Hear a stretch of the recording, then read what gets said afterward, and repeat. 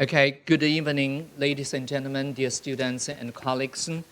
Okay, today is a very special occasion because this conference was initiated and prepared within a very short time.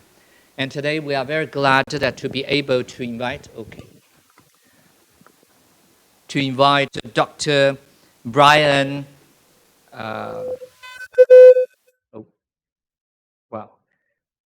Dr. Brian Hartwell to give a speech on a very specific topic which attracts attention from all of Taiwanese, I can say.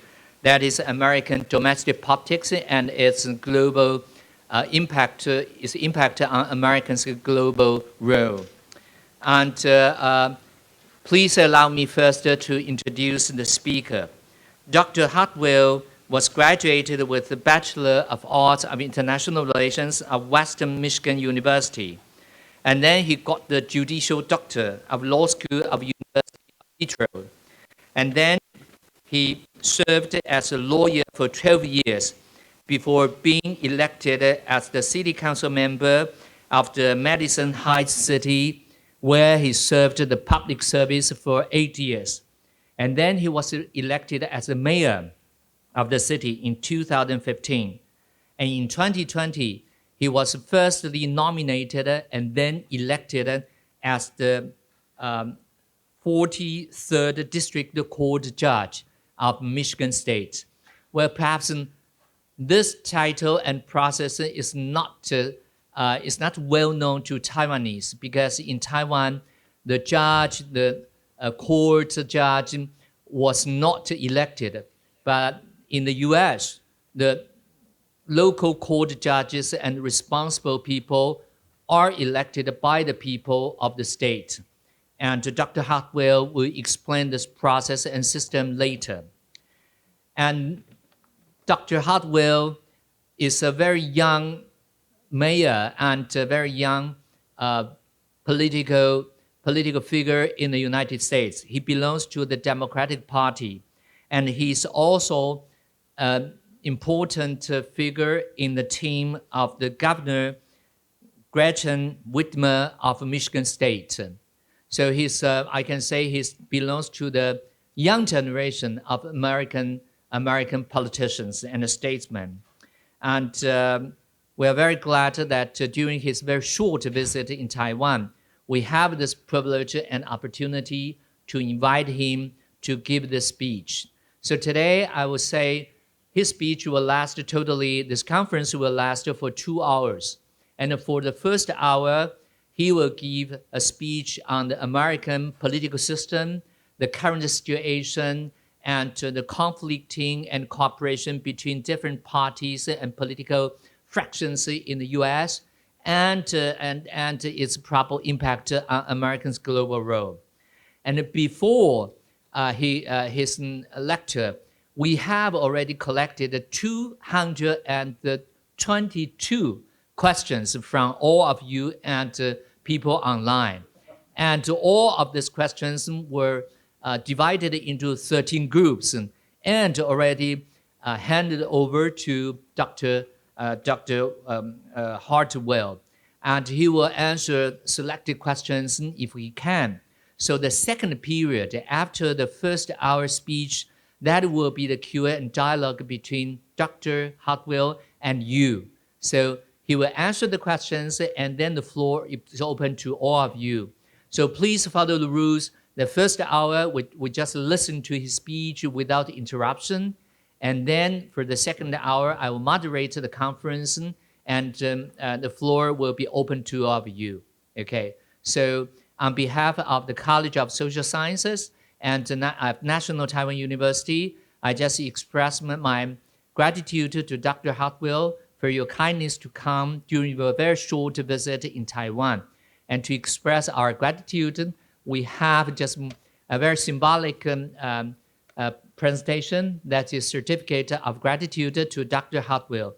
So perhaps please allow me to show our gratitude to Dr. Hartwell.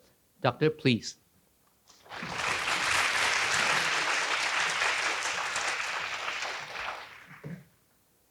Okay, good evening, everyone. Dajia Hao. My name is Brian Hartwell. I want to thank Dean Sue for that kind introduction. If an American PhD or medical doctor heard you calling me a doctor of laws, they would cringe. Although my degree, a law degree, is a Juris Doctor, those MDs and PhDs just shake a finger at us as if we're not the equivalent. But I appreciate your kindness. That was so thoughtful of you to introduce me to this group. Thank you for coming, everyone. It's a pleasure to be here with you and meet you and speak to you. Tonight's presentation is a very superficial, topical survey of current American political debates.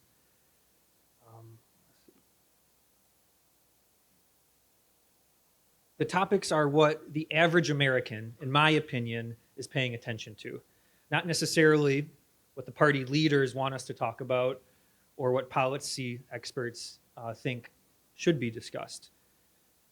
After we review some of the current domestic issues, I'll take you back a few years by listing the policies of former President Donald Trump that primed American citizens to think globally. Then I'll return back to current affairs and we'll examine the average American's reaction to policies from China and reactions to global conflicts.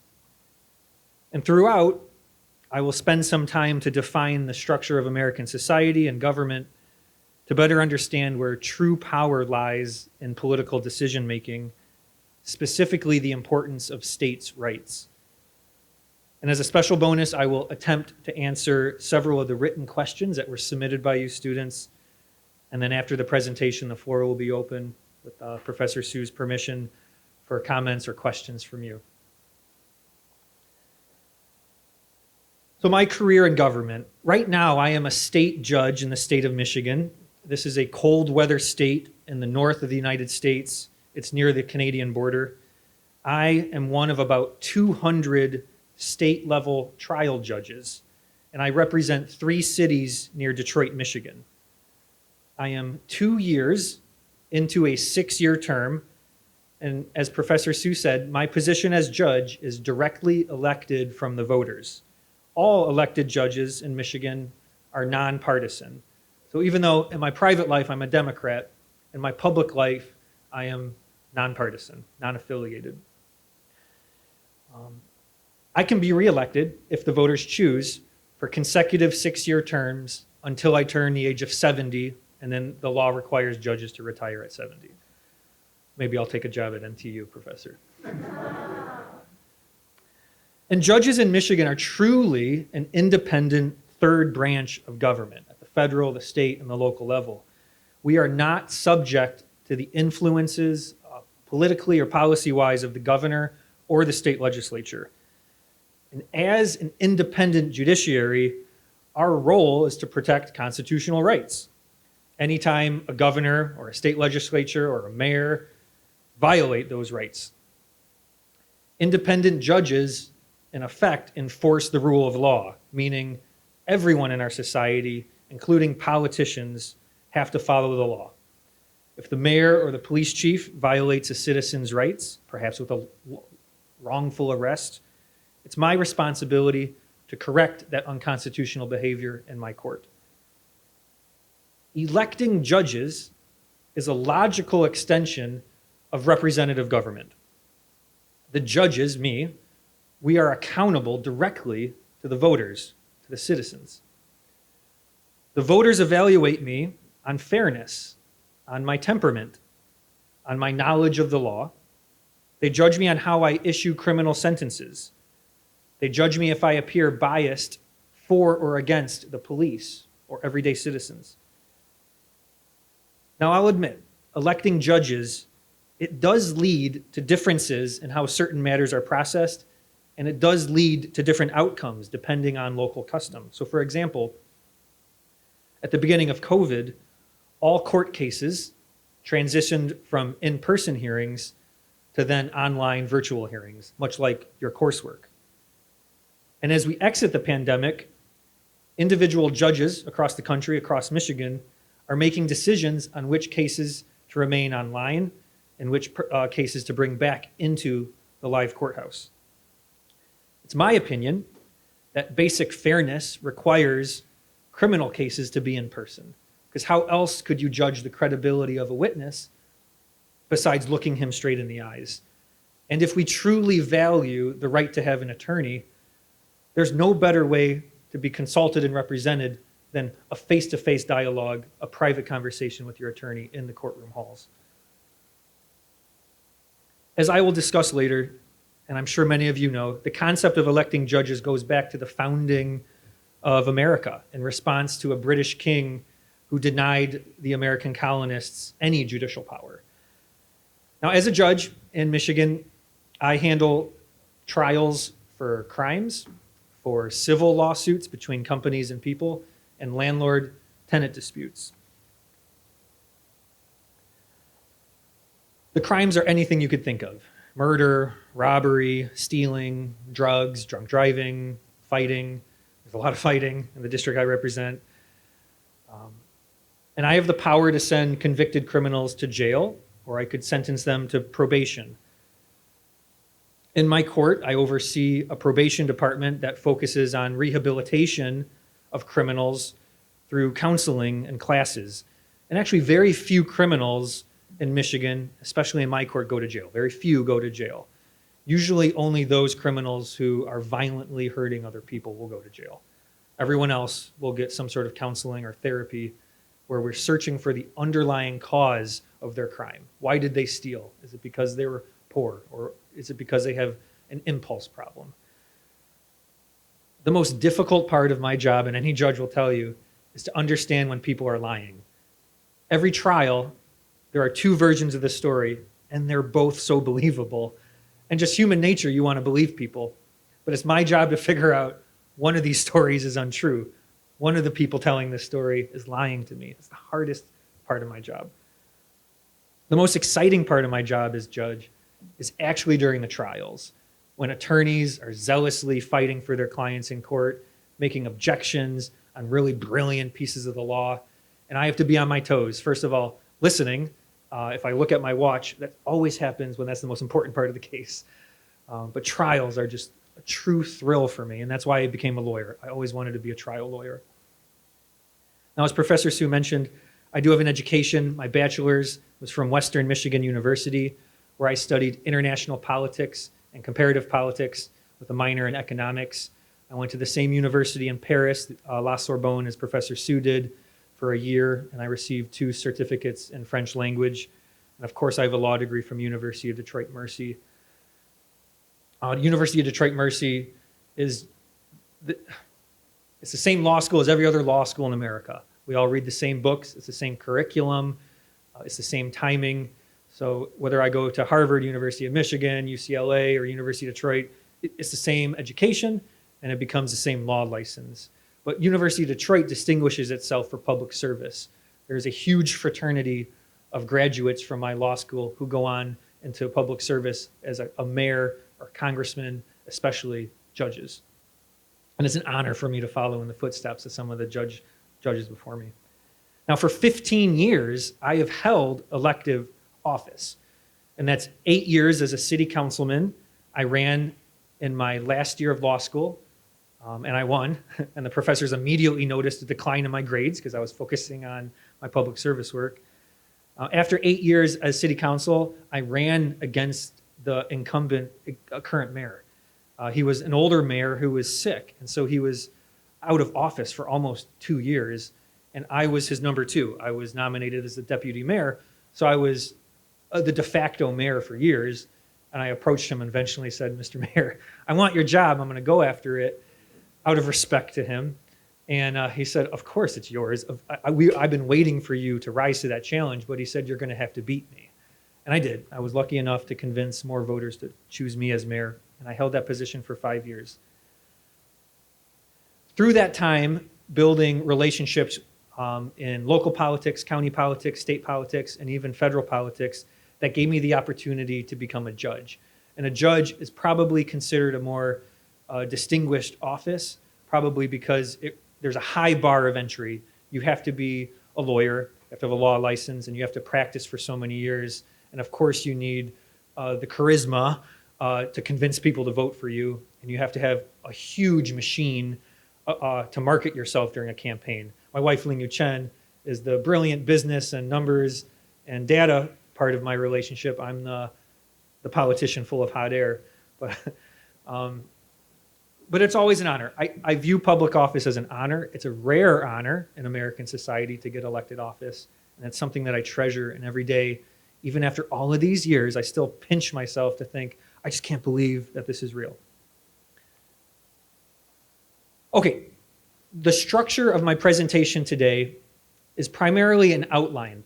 And it'll be a numbered outline that goes through the political debates in America.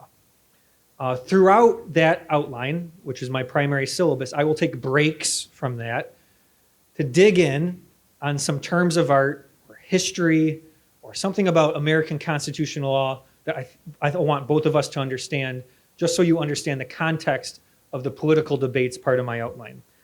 So before I even begin the syllabus of public debate, I want to share a brief history of American government and society. It's really important that you do not underestimate how big the United States of America is based on land size and population. And let's do some just comparative analysis. Taiwan, population of 23 million residents. The United States, 331 million people. Taiwan, the size, 36,000 square kilometers. America is 9.8 million square kilometers. My wife and I do a lot of road trips. We could drive a day without ever seeing another car or a person. America is a vastly large country. And that's important because part of my thesis today is the importance of decentralization. Now, the founding principles of America from 250 years ago still continue today. In many ways, we are the same country we are when we declared independence. So as you know, America was a British colony under a very oppressive rule of a British king.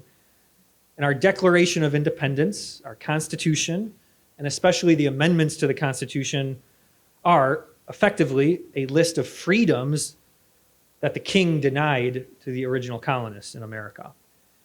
And I want to highlight the first 10 amendments to the US Constitution. We call that the Bill of Rights. And these are responses to some of the most intolerable behaviors of the king. So the king, he limited colonists' speech. He limited their ability to protest. He denied any type of forum for the colonists to ask the king for reforms. Sounds like some other countries in the world today. So therefore, the colonists drafted the First Amendment, which established freedoms of speech, assembly, and petitioning the government. Whereas the king's army murdered colonists and stole private property, therefore, the Second Amendment, which gives Americans the right to own guns. And I do own a gun. I'm not carrying today, but I frequently carry my handgun to work because the prosecutor prosecutes very dangerous gangs. And so when I'm walking in the building, I just want to be sure no one says, "Hey, judge, don't go inside." And then sometimes in public events that may be too large and out of control where there's no security, I may carry a gun. But unlike a cowboy you see in the movie who carries the guns on his hip, almost all Americans, nearly 100% of Americans who carry guns carry a hidden gun. So it's either in your jacket, I hide it in my waistband because I'm not trying to scare anyone. It's just there if there's ever an emergency. And before I was a judge, I would never dream of owning a gun, let alone carrying a gun. But it's just somewhat part of the security of my job as a judge. Also under the king, criminal justice was just non-existent. The king could lock you up without explaining why. He could delay your trial indefinitely. And if you ever did have a trial, it would be behind closed doors with a judge who was loyal to the king. So therefore, in the US Constitution, the Sixth Amendment requires the government, actually me, judges, I have to inform every accused criminal of why the government is holding them, the very first instance of them being arrested by the police. And we also have rights in the Sixth Amendment to a speedy trial, to a public trial, and you have the option to have a trial of a jury of your peers. And while the king's loyalist judges issued very severe punishments for minor offenses.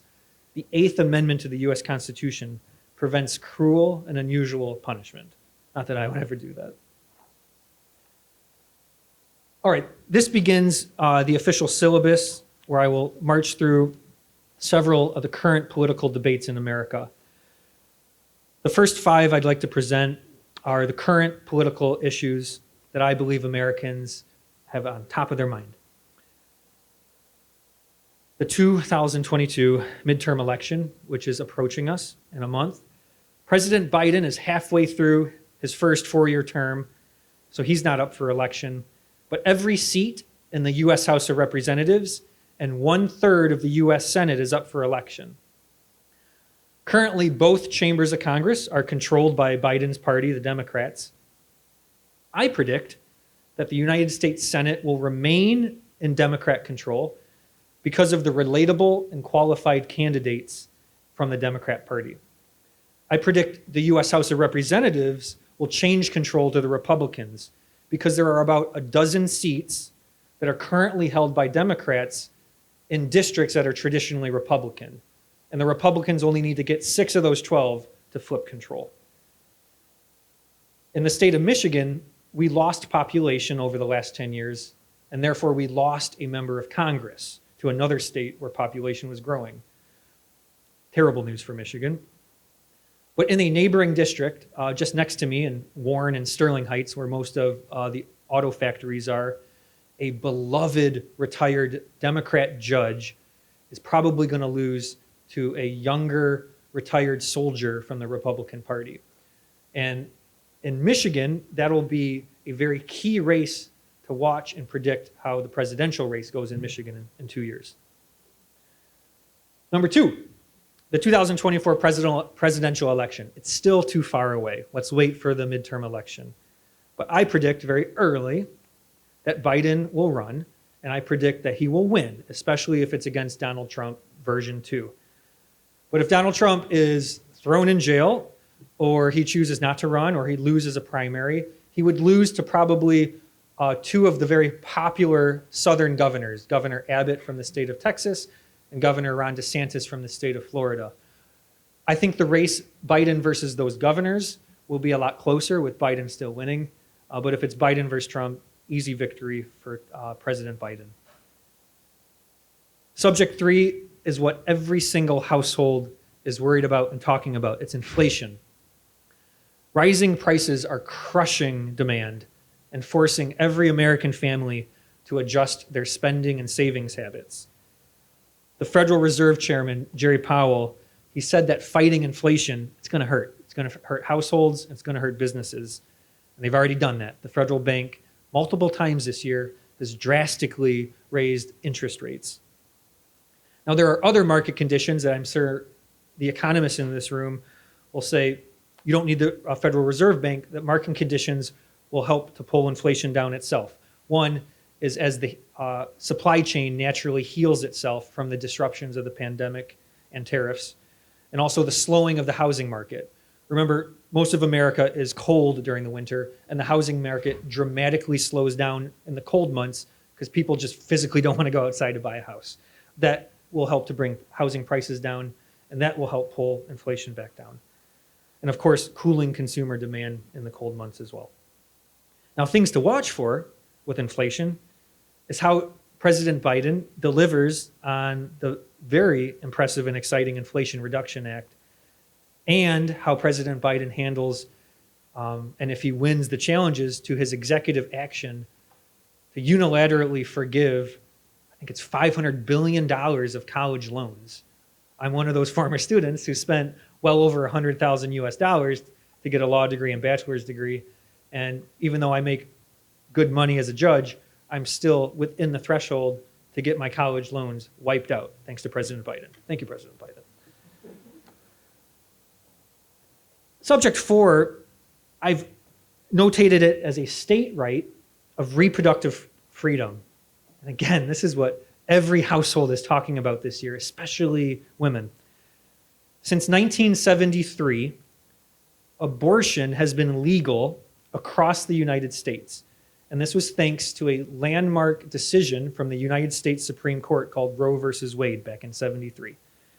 The Supreme Court said back then that the US Constitution includes a right to privacy, and therefore abortion became a fundamental right in America. And so states were not allowed to regulate the issue of abortion.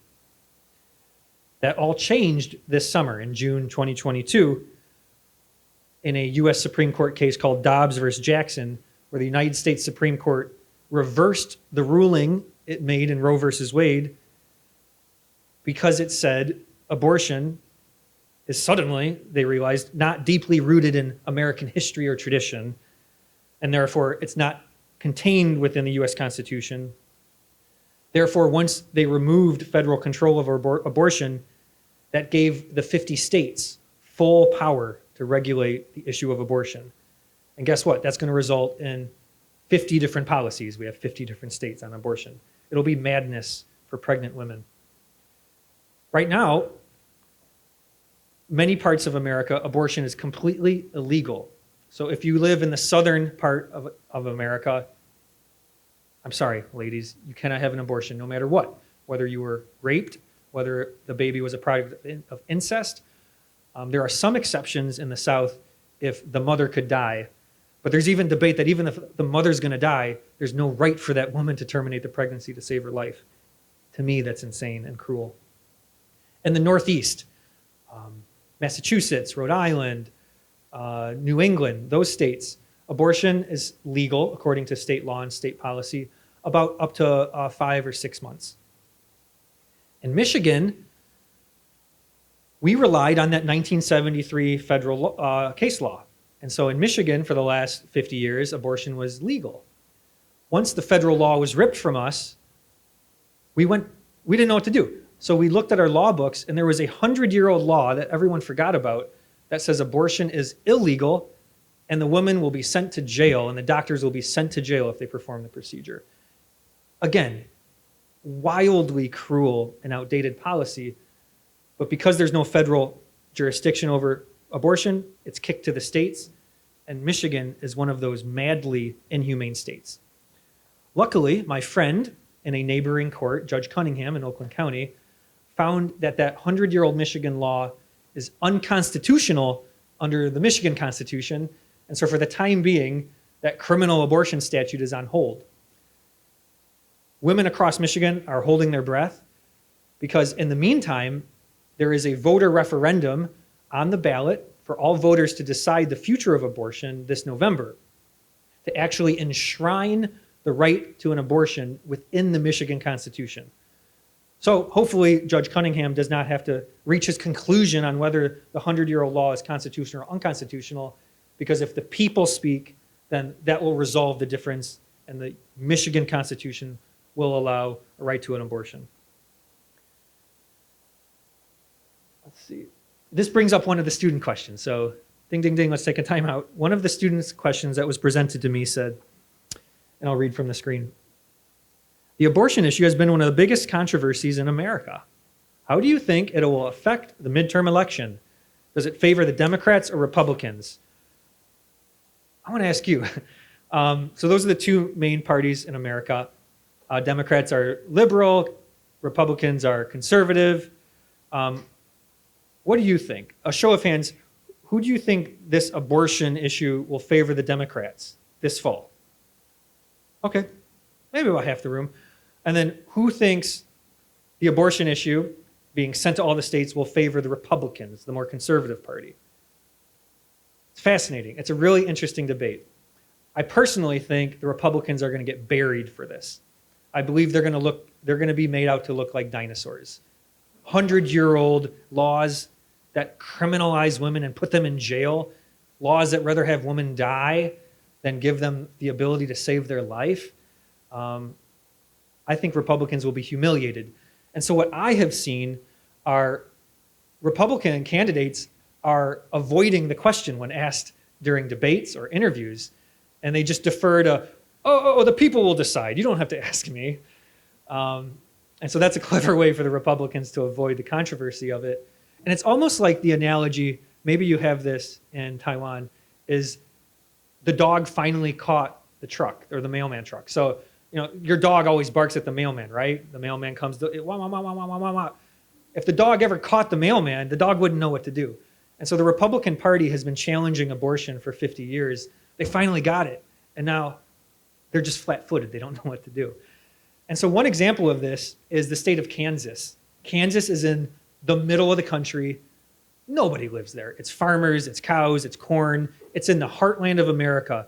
They call it part of the Bible Belt. It is a religiously fundamental, conservative part of our country.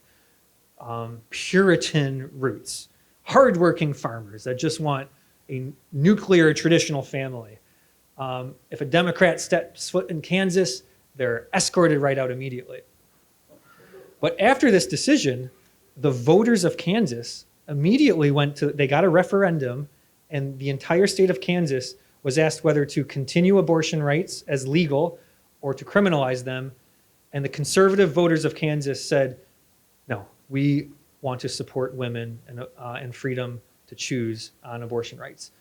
And so to me, if Kansas is supporting women's rights, I believe more moderate states like Michigan will overwhelmingly support women's rights. And therefore, all of the Democrat candidates on the ballot in Michigan and those other moderate states will be swept into power with this issue alone. And I'll tell you, my governor, Gretchen Whitmer, she has spent millions of US dollars on TV ads, and they are just hammering her opponent, who's also a woman, because her opponent doesn't believe in any abortion rights without any exceptions. And so Gretchen Whitmer isn't even saying anything about her platform or policies. She's just playing videotape of her opponent saying, no exceptions, no exceptions, no exceptions. Great question. Thank you for asking that question. All right, number 5, another states' rights issue, which is really interesting and dividing across generational lines, is the emerging marijuana industry. I know the possession of marijuana, the cultivation of marijuana is very illegal in Taiwan. Am I right? It could be life sentence. I see a sign at Taoyuan Airport, possession of marijuana, punishable up to death. I don't know if that has to do with the importation of it, but I know possession of drugs in Taiwan is very serious. In America, there's much more of a moderate approach. And marijuana is viewed as a more natural plant. It's viewed less dangerous by the public than cocaine or crack or pills that are manufactured in a lab.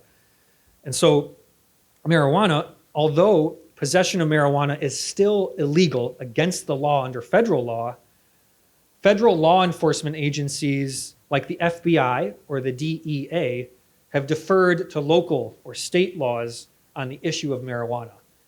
In my state of Michigan, the voters went to the ballot box, and there was a statewide referendum in 2008 to make it the law of the land. We put it in our Michigan Constitution to allow marijuana for medical use. If you have cancer, a doctor may believe there's therapeutic value to use marijuana. If you have glaucoma or eye diseases, there may be some benefit. I'm not a doctor.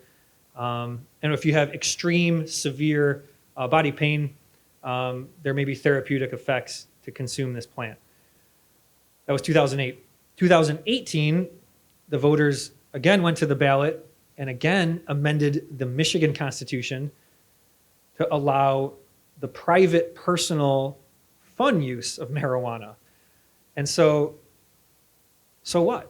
So you have a constitution in Michigan that allows medicinal marijuana and recreational marijuana. Well, someone has to sell that. So there has been a flourishing of legitimate businesses. It's no longer gangs. It's no longer being sold in dark alleys or out of the back of the truck. It's now in what look like pharmacies. In my city, there's a medical marijuana store the size of an IKEA. And in Michigan alone, the marijuana industry has $3 billion US dollars in sales. That's one state. Unbelievable. So out of nowhere, Michigan has created a new industry that is making people wildly rich and wildly high, I suppose.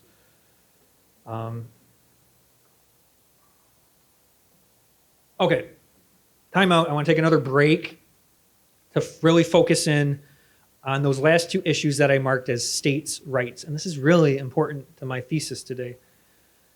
And so allow me to explain the importance of states' rights in the American form of government. So under the 10th Amendment, still within the Bill of Rights of the US Constitution, all powers that are not granted to the federal government are reserved for the states and the people, which means that the federal government is the very limited government.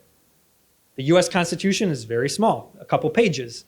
So if that little document doesn't tell the US government what it can do, that means every conceivable other thought and policy that you could ever dream of gets to be handled by the states. And so truly, American government in practice is not Washington, D.C. It's delegated and administered by independent local governments. So even when President Biden and Congress adopt a law like the Inflation Reduction Act, all of those laws will be administered locally. Any money collected at the federal level will then be given to each state governor for that governor to decide how to spend uniquely in his or her state. It's a true form of decentralization, which means, society, it's built from the bottom up, where small communities have the right to organize and defend themselves. It's truly a transfer of decision-making and all administrative power to the states, counties, and cities. Now, there are advantages, great advantages to decentralization. It brings the government closer to the people. As I said, there are 330 million people in the United States of America. And so what Californians want will be very different from what a Texan wants versus someone from Delaware or Idaho. Decentralization fosters innovation. The 50 states become a laboratory for new ideas. For example, California has been the first in the country to adopt the goal to stop selling gas-powered automobiles by 2035. I believe if that's successful, other states will quickly follow. Decentralization, another advantage, is that it improves government accountability. I'll tell you, as a former mayor, my people know how to get a hold of me. They know where I live. They know my phone number. They know my social media. As a state representative, we know where they live. We know their phone number. We know how to get a hold of them. It's very hard to get a hold of the United States president. It's very hard to get a hold of a US senator if you're a normal person. So decentralization shrinks government a little bit, just to neighbor by neighbor can get a hold of their leaders. There are disadvantages of decentralization, of course. Some local governments, very small cities that may have only 10 people, more cows, more horses than people, they just lack the institutional resources to manage the responsibilities delegated to them. Of course, there's always going to be local corruption and people keeping money in their pocket. And also decentralization creates very harmful competition among states, among counties. For example, the movie industry in Los Angeles, California, is always pitting other states against each other. My state fell victim to that about 10 years ago, 15 years ago, when we thought we could lure all the movie stars to my state.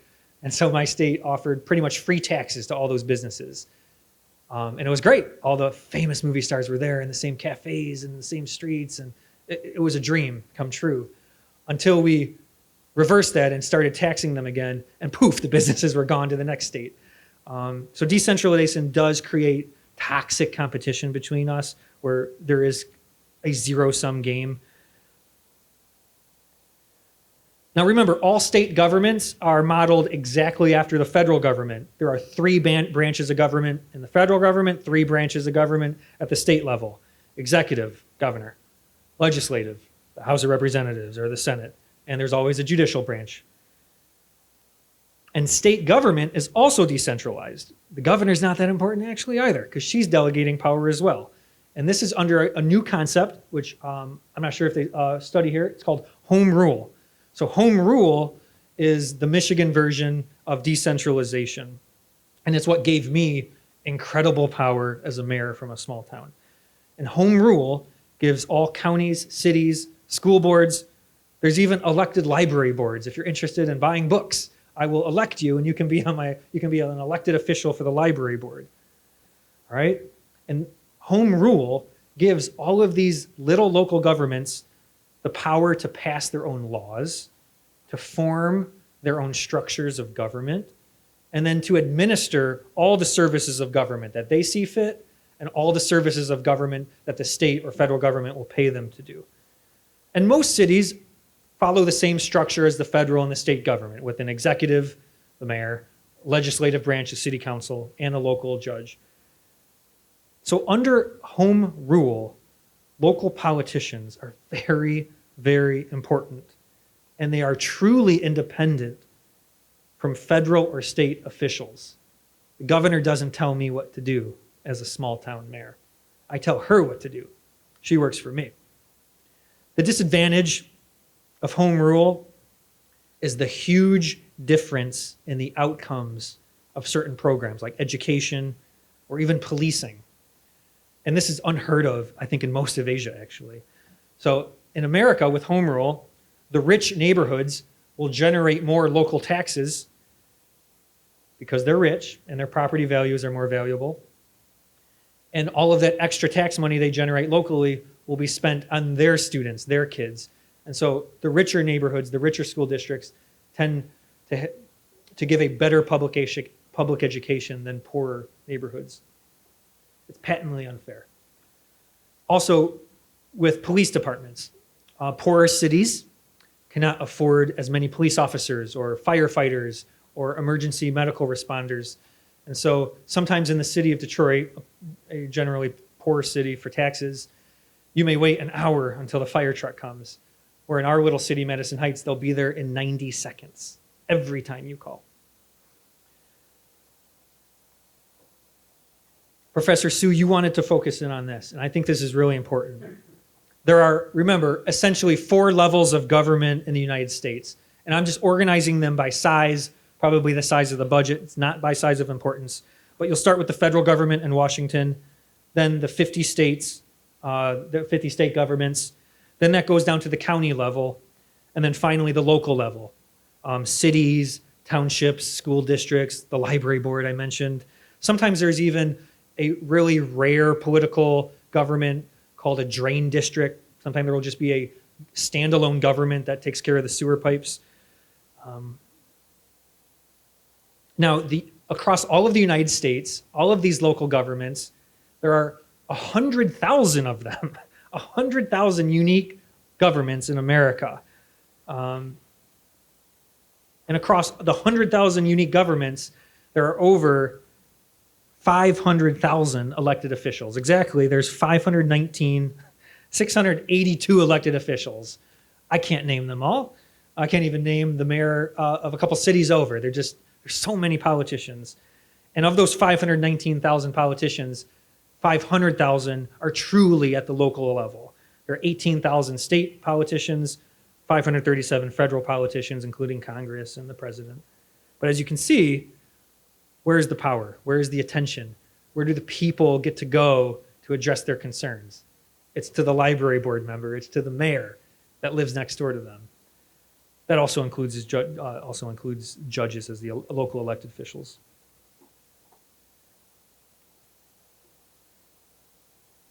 Professor, you wanted me to kind of analyze a comparative analysis of some of the numbers. And so Michigan State government had revenues a year ago, government revenues of $91.3 billion US, huge budget. And actually, the economy of Michigan generates around $500 billion US a year. If Michigan was an independent country, we're not, right? We're part of America. But if Michigan, my little state of Michigan, was an independent country, we would have the 23rd largest economy in the world. That's just Michigan. That's primarily from manufacturing. We're the home of the auto industry, Ford, General Motors, what used to be Chrysler. Michigan has a population of 10 million people, half of the population of Taiwan. Michigan is shaped like a glove, and so whenever we tell any American where we live in Michigan, we raise our hand because that's shaped like a glove. I live here in Michigan. My wife and I just traveled up to here, Mackinac Island. That's just like Suliocho Island. No cars. And Taiwan is about the same distance north to south as the lower part of Michigan, but about half as thin as Michigan. So Michigan is divided into 83 counties, and they're pretty much just a grid. If you just take a checkerboard, make a grid, 83 counties. And those 83 counties are then subdivided into 1,700 local cities and towns. I was the mayor of one of those cities and towns. The county I live in, one of those 83 counties, is called Oakland County, a lot of trees. We have a population of 1.3 million. And the county budget, the county level government, has a annual budget of about $1 billion US dollars. Now, Madison Heights, the city I was the mayor, has a small population of 30,000 residents and a city budget of 70 million US dollars. And then I keep mentioning school districts. The school district in my neighborhood has an annual budget of 36 million US dollars, and they fund 2,300 students.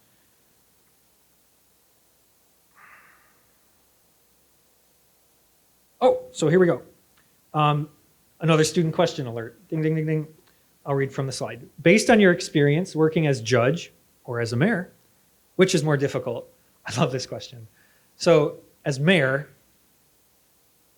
I am very accountable to the public. As I keep saying, people know where I live.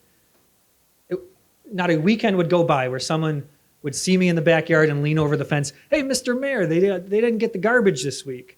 Or, hey, Mr. Mayor, a tree fell over there. When's the city going to pick up that fallen tree? Or, hey, Mr. Mayor, I haven't seen the police drive through our neighborhood. Can you send the police? There's kids speeding through the neighborhood every weekend. We're accountable. Every action of the mayor or city council has to be on public record. So all of our decisions are at public meetings, filmed and broadcast through TV and internet, but also in an auditorium like this, where people will come to our public meetings every week and yell at us and say what terrible people we are and how terrible the city is. And they'll give us so much advice on, you have to get more play equipment for the kids in the parks. I know you don't care about kids, Mr. Mayor. And so the job of mayor is always solving people's problems. And that's how it should be. And that's how I viewed it as mayor, is every day I'm going to solve someone else's problem. And it was a joy. It's similar to being a lawyer. As a lawyer, as a mayor, I'm solving other people's problems. I loved it. Now, as judge, so as mayor, everyone was telling me what to do. Can you see where it's going? As judge, I tell them what to do. So for what job was harder, mayor was probably harder when it was interacting with the public, because everyone has an opinion for the mayor. As judge, I'm the king of the courtroom. But mayor was easier stuff. It was more joyful projects, right? Fixing a street, fixing a park, buying new equipment for the police or the fire department. They're joyful win-win outcomes. So even all the people are yelling at us, we'll give them a little reward, and they'll say, oh, the mayor listened to me. The city works. As judge, the outcomes are usually very drastic and severe and saddening. Sir, you're going to jail for 12 months. You're going to lose your job and not see your family. Goodbye. Or we tell a business, you just lost a business case. You're losing a lot of money. You may go bankrupt. So the outcomes in court are harder to emotionally understand and process. But I love the job as judge.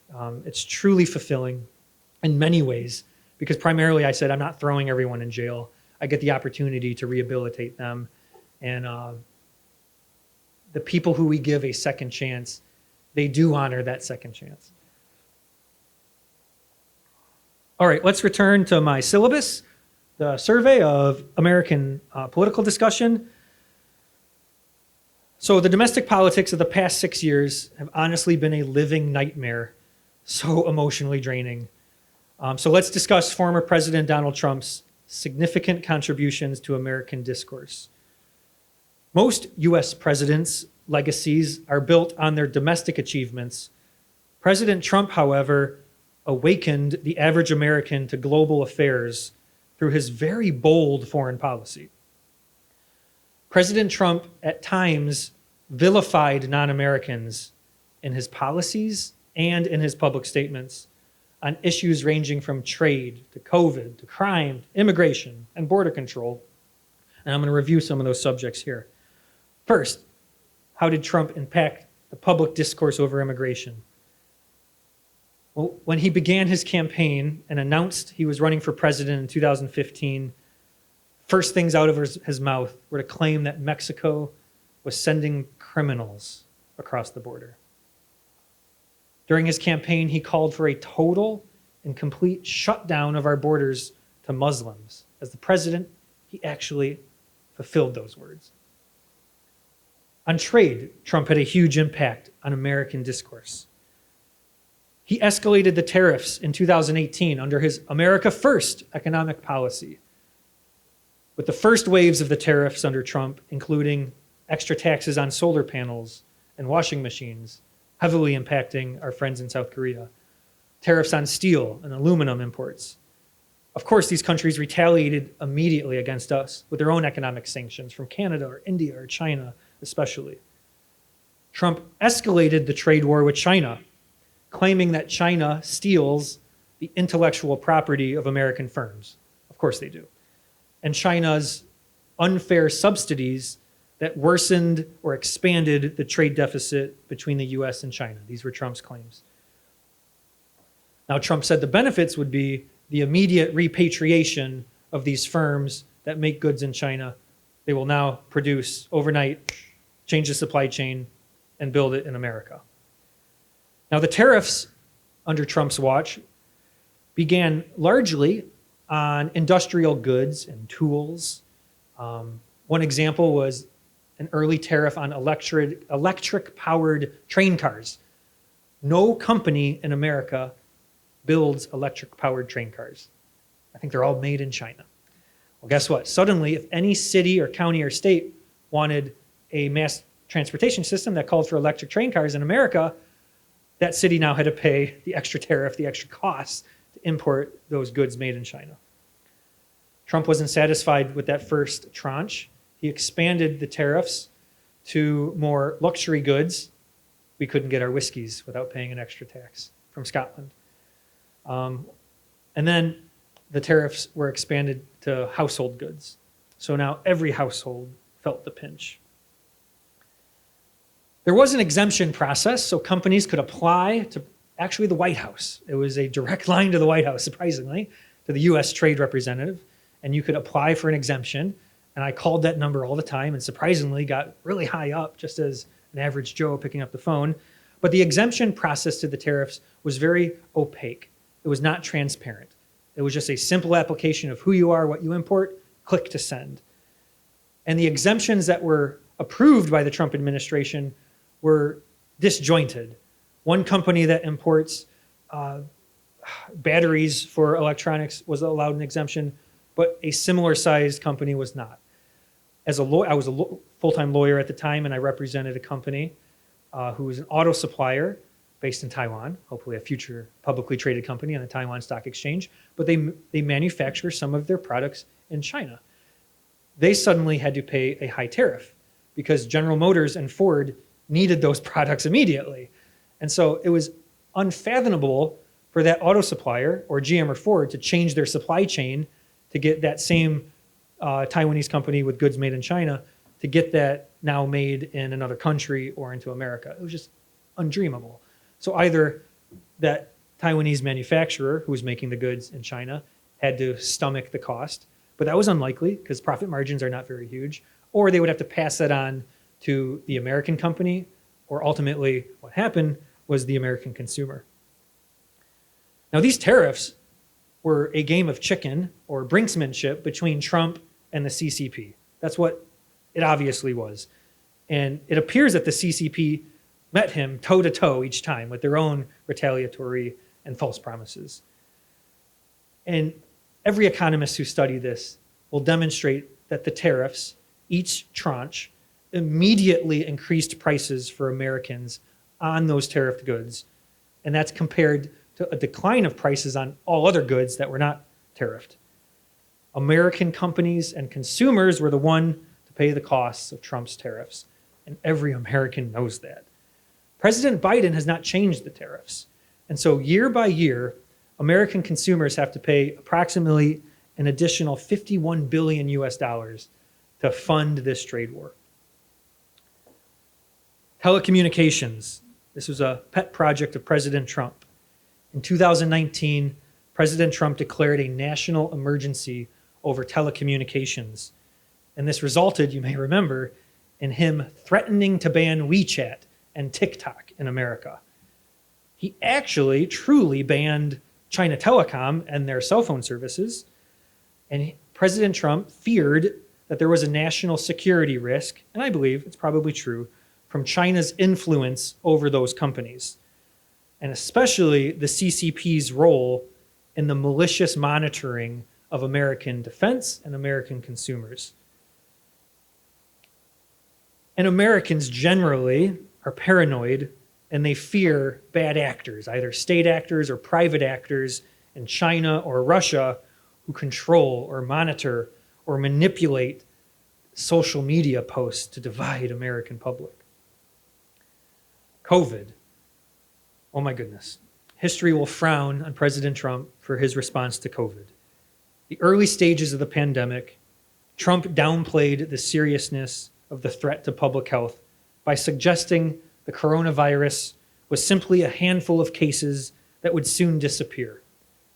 Trump predicted that by Easter 2020, we would be past the coronavirus. That didn't happen. As death counts soared, Trump changed his message from carefree to then accusatory by frequently referring to COVID as the China virus. After 100,000 Americans died, he said on September 10th, my birthday, 2020, quote, "This is nobody's fault but China," end quote. Another area of discourse I had to label as racism because that's plainly what it was. When Trump blamed Mexicans as being criminals, when he banned Muslims from entering the United States, when he blamed China for COVID, he whipped up the fear we have of foreigners. But he also stigmatized foreign-born Americans. My grandparents were born in another country. My grandfather didn't speak English. My family, my wife, Taiwanese-born hero who lives in America. And actually, sweetie, did you know you've been in America for 5 years starting next week? She's so homesick. Every day she says she misses her Taiwan. Me too. But even my wife saw a sudden rise in anti-American hate where the stupid idiot neighbor boy called her coronavirus as she walked by. Oh boy, did I let her parents have it. But even worse, and I hope Americans never forget Trump's comments, he was so racially divisive. After a white supremacy march in the state of Virginia in 2017, he said, quote, "There were very fine people on both sides," end quote. Who were the fine people on the white supremacist side, Mr. President? I'm not sure. And then in 2020, before the election where he lost, he told a far-right violent extremist group to, quote, "stand back and stand by," end quote. Stand by for what? They're violent extremists. He sent a message to violent extremists to be on standby. Talk about adding fuel to the January 6th insurrection.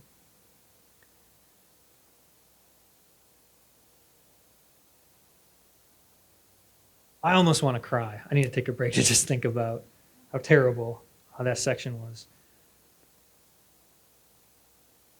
But that did open up a couple questions from you. So ding, ding, ding, student question time.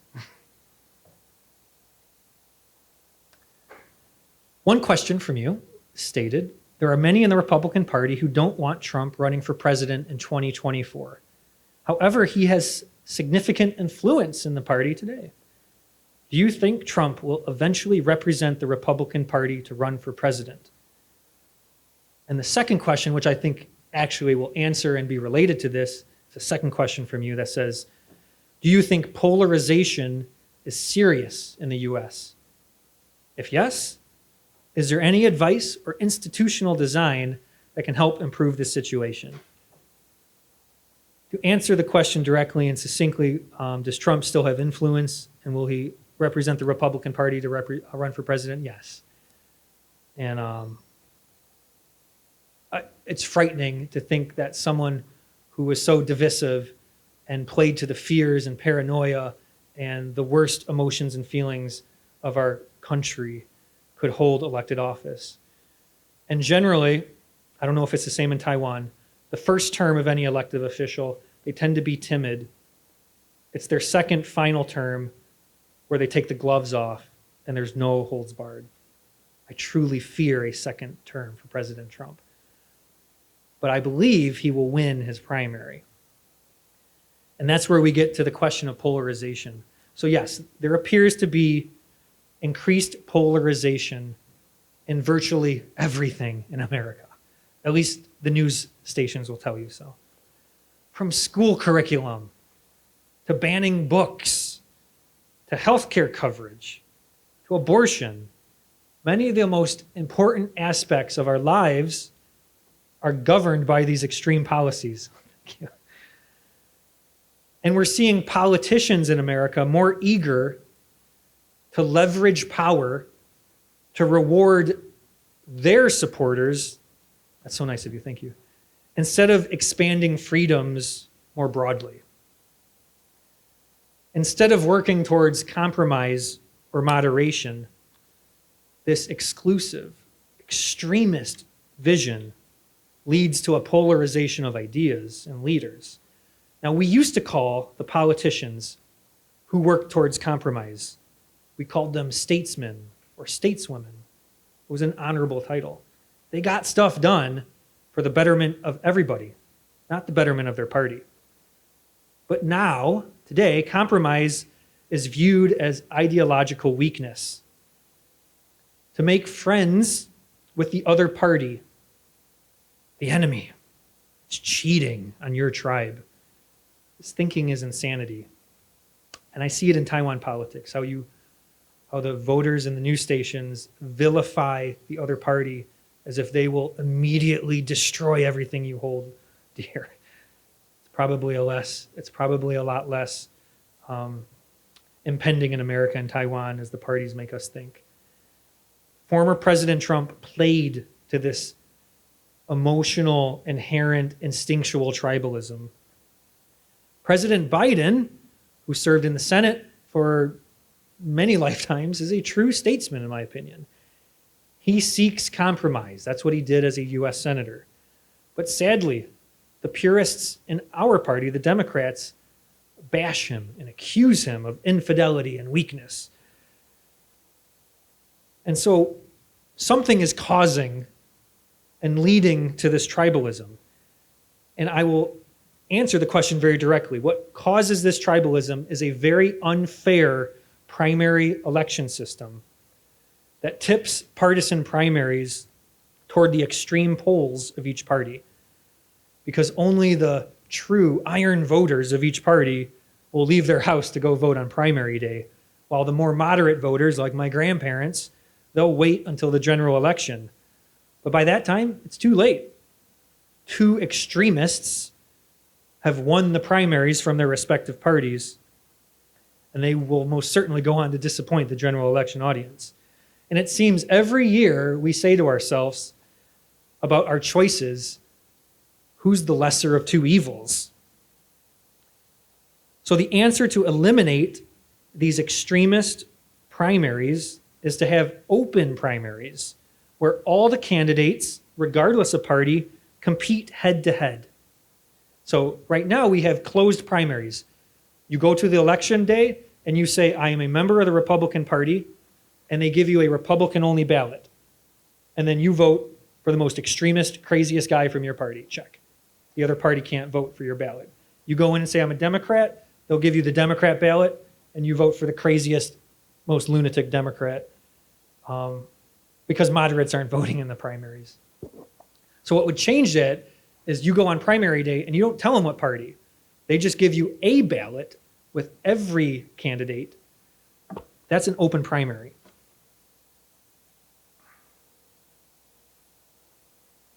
And what that will do is will force, can you guess it, every candidate in the primary to try to appeal to the moderates, to try to appeal across the aisle.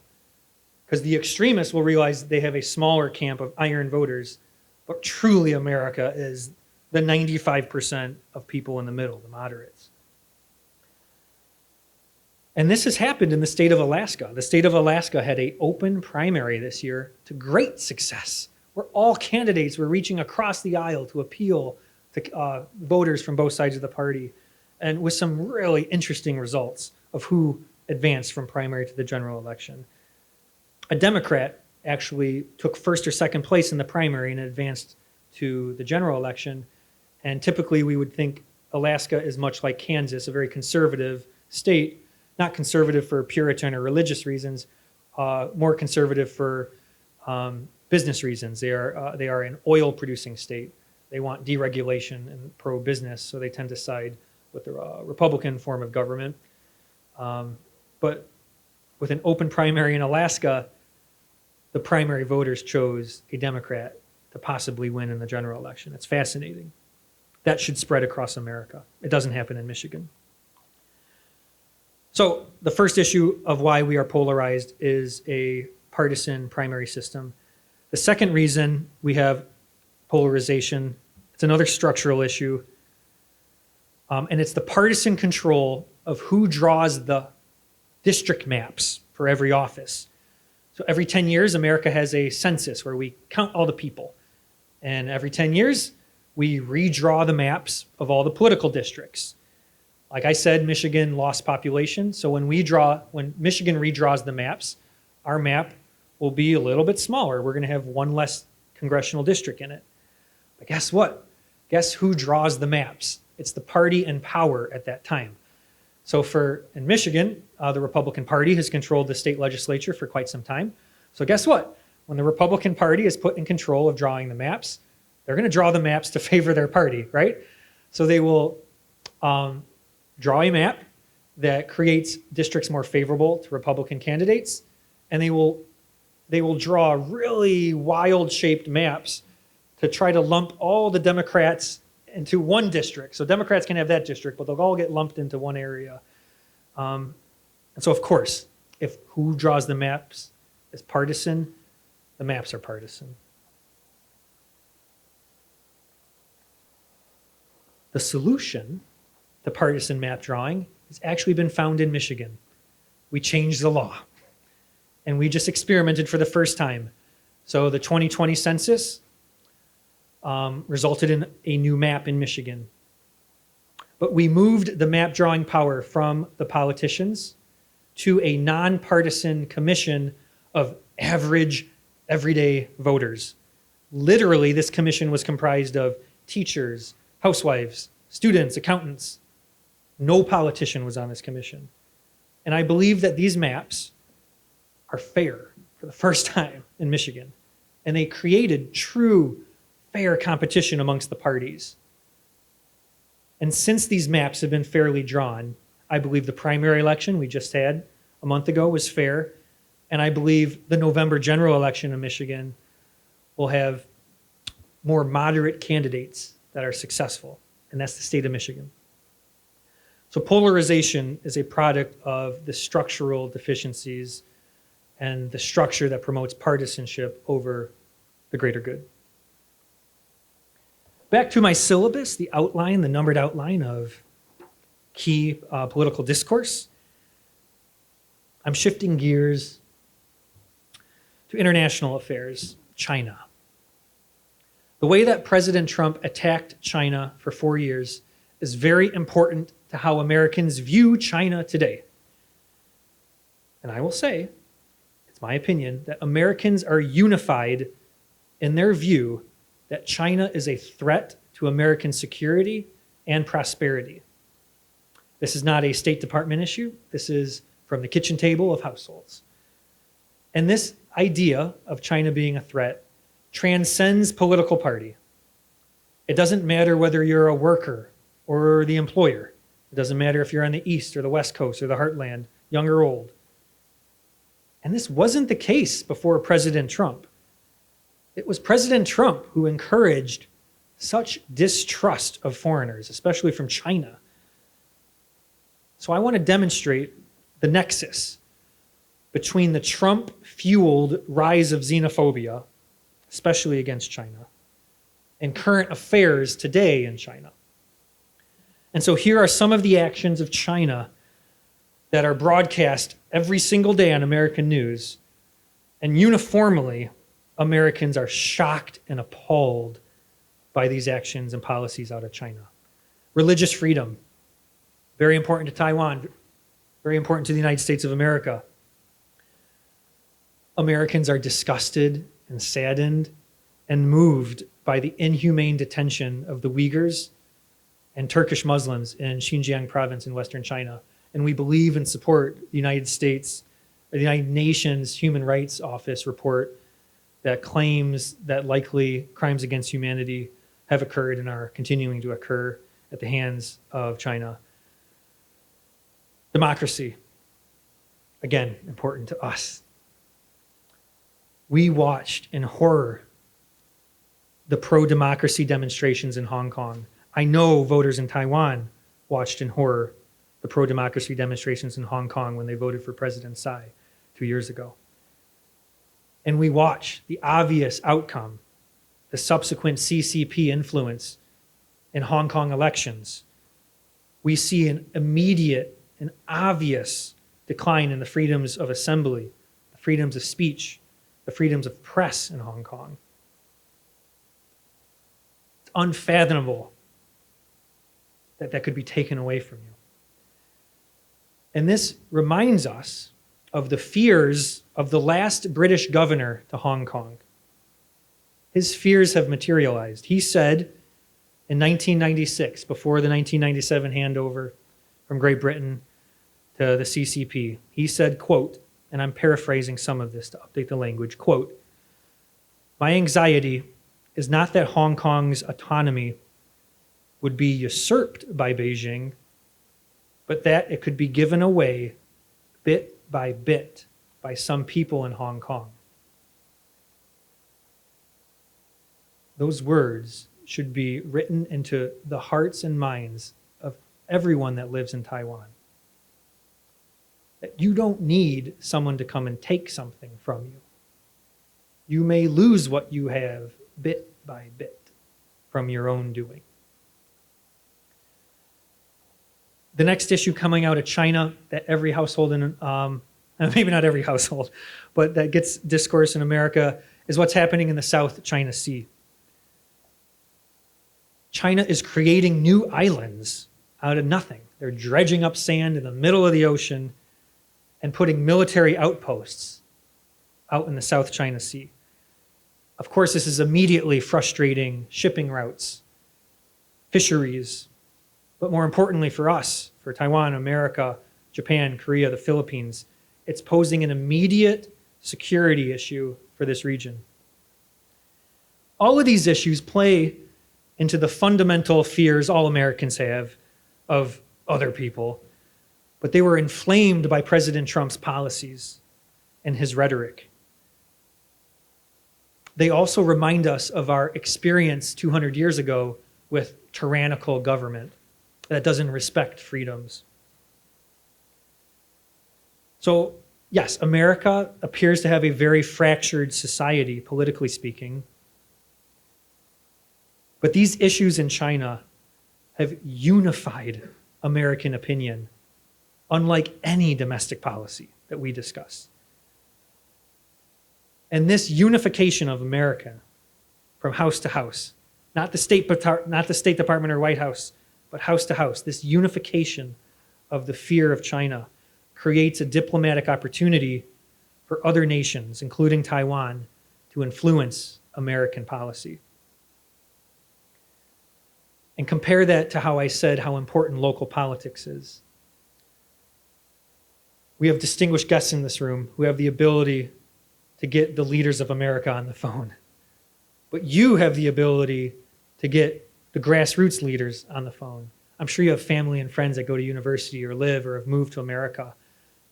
They have just as much power to contact their mayor or councilman or state representative In Michigan, our state representatives, probably 5 years ago, none of them could find Taiwan on a map.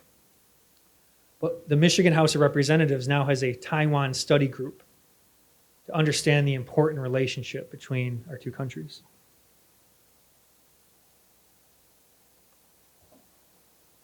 Continuing my syllabus, I'll stick with international affairs and those international affairs that Americans are paying attention to under the category of war and peace. So American citizens are paying attention to several international conflicts far from our shores. And I propose that Americans are unified in their shock of the human suffering in these regions. And we're unified in our demand of harsh and swift punishment to those bad actors. And I've identified 3 international conflicts or flash areas that complicate and frustrate American policy based on the diverging responses from our government. And it really makes you wonder, when you review these 3 categories, if America can be a trusted ally.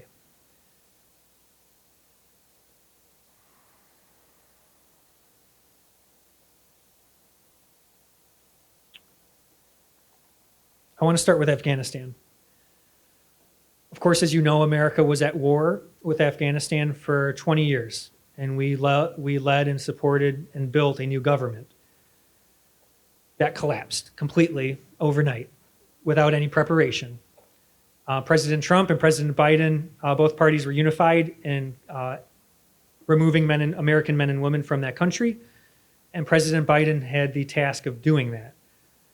The U.S. withdrawal of troops from Afghanistan in August last year, to me, is one of the most embarrassing and humiliating tragedies in the history of America because of the disorganized and hurried and deadly nature of our withdrawal and the immediate collapse of the U.S.-backed government, which fell immediately into the hands of the Taliban. Overnight, the schools that Americans built that finally allowed girls to go to school were closed. Teenage girls are not allowed to go to secondary school in Taliban-controlled Afghanistan anymore. Women who were able to hold jobs in the government under the American-backed government have been asked to leave government. Women in Afghanistan are now required to wear headdresses where they had the freedom to choose that before.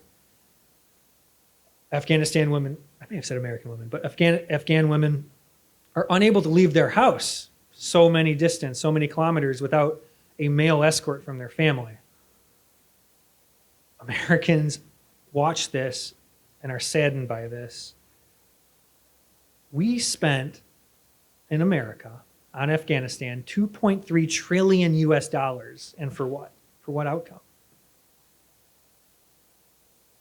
And this is the saddest part, is the U.S. evacuated, I don't know if you saw the videos of our warplanes, one after another, and British warplanes, full of American citizens and diplomats being flown out of Afghanistan overnight. President Biden thought he had months to prepare, but the Taliban's army circled the capital within days, and America and Britain planes stopped flying. We only evacuated 3% of Afghan citizens who helped us during the occupation. So Afghan interpreters who helped American soldiers, Afghan diplomats who helped us build their economy and their institutions of government. We left 97% of them to fend for themselves in a violent Taliban government. The State Department estimates we left 78,000 of those good people behind. I'm sure they've been assassinated. I'm sure they've had to flee. I'm sure their families have been completely destroyed because we left them and we did not prepare and accommodate their exit. Ukraine. The American and the European response to the unlawful Russian invasion of Ukraine has really awoken American citizens to what it means to be an ally of our country. Of course, Ukraine is not a member of NATO, and so therefore Europe and America decided to not send our men and women to go fight against Russia.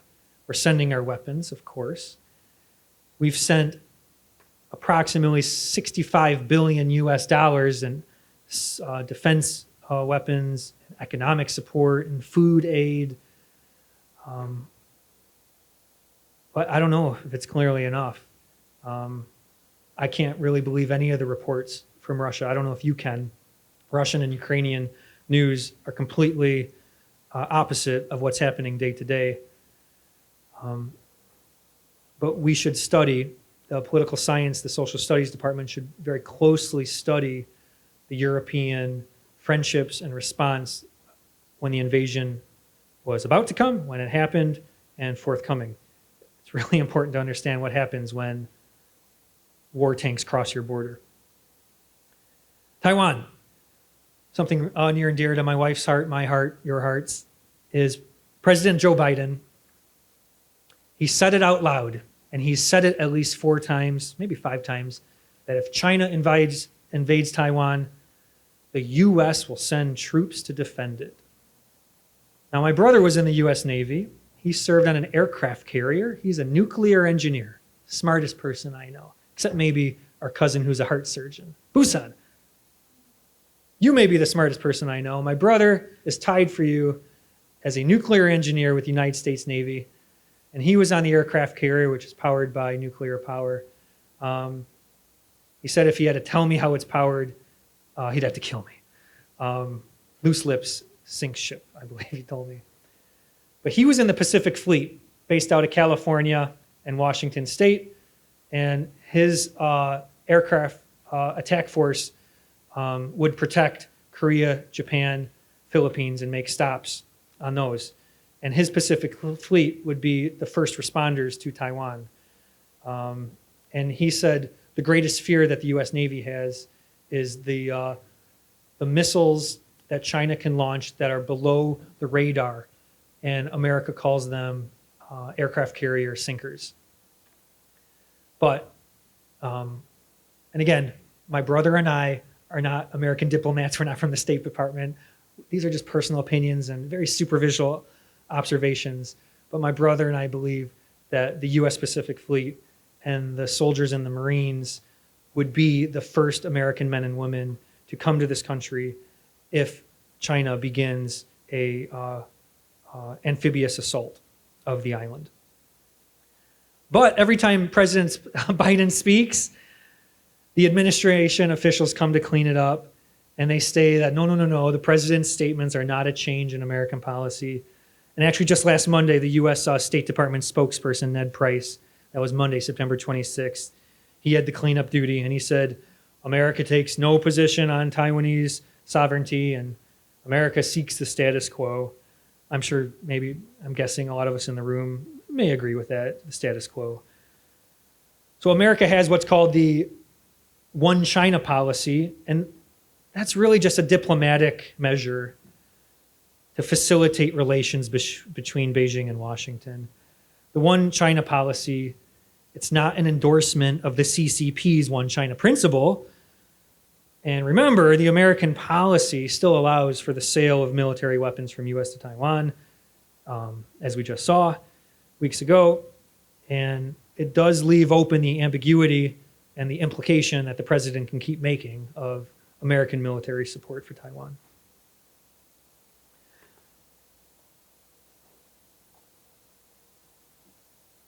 That's it. That's my syllabus of what Americans are talking about. I would be remiss if I didn't personally deeply thank Dean Sue for inviting me to speak. Thank you to you and your colleagues and the faculty of this fine international university to allow me to take the stage to speak with your students. Of course, I got to thank my wife, who's taught me everything about Taiwan. I want to thank some of my family who's here, my Aunt Ling, my brother-in-law, Busan, my brother-in-law, Steve Chen, who couldn't be here tonight. I want to thank him. I also want to thank Otis, Amy, and Kai Jing, who are my very close friends who've supported me over the years and taught me a lot about your culture and your government. I really want to thank the master's students who I met tonight who prepared the physical space and the accommodations for us. Really well done, well-run production tonight. And I want to thank you for being here late. I'm sure you could have gone out and have fun, but you participated in this superficially intellectual conversation. I spoke from the heart.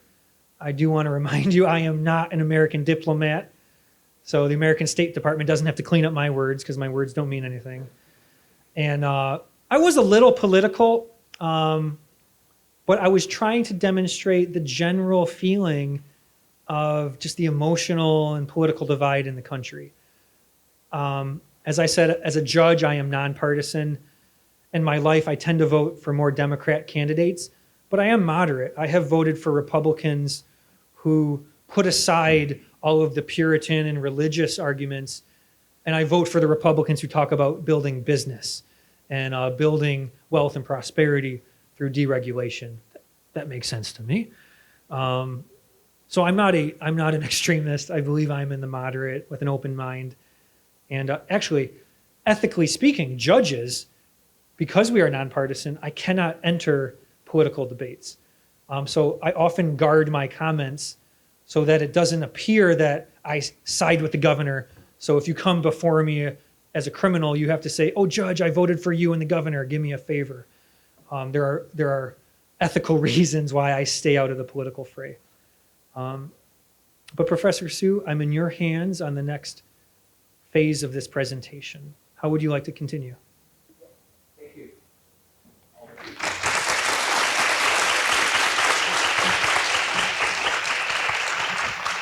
Thank you very much. I call you Mr.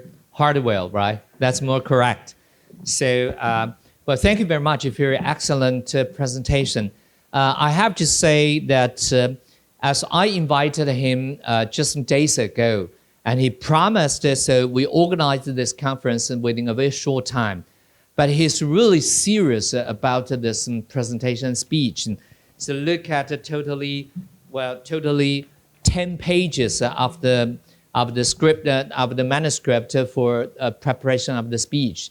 And even before, please take a seat. Even before coming to this conference hall, he asked me because he asked me to, he needed half an hour before the conference to concentrate himself on the preparation. So from his part, I really witnessed the seriousness of American people and American lawyers or judicial people. And that is something very impressive to me because on the one hand, we see that American people quite often quite easygoing and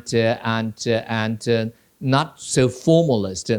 But for the events, for a speech at the top university, they are very serious. So that is very touching. And he collected the students' questions and rewrote his speech from the beginning to the end, trying to answer as many questions as possible. So that is his series. So please join me giving him a big applaud again. So thank you very much. Yeah, thank you. Okay, so perhaps now floor is open. But before opening this floor, may I just introduce to you some important people in the audience. First, I present to you 我们东海大学的董事会的吴董事长，今天也特别来听啊，吴董事长。吴董事长现在是东海大学董事长，我想他是早期我们台湾留学生里头的佼佼者，他是哈佛大学的经济学博士啊，我想这个 title 这个是很少人有的啊，是谢。那第二位是我们台湾电电工会，我们一般叫 TIMA 啊，这个TIMA 工会的副秘书长廖副秘书长。副秘书长，谢谢啊，请坐。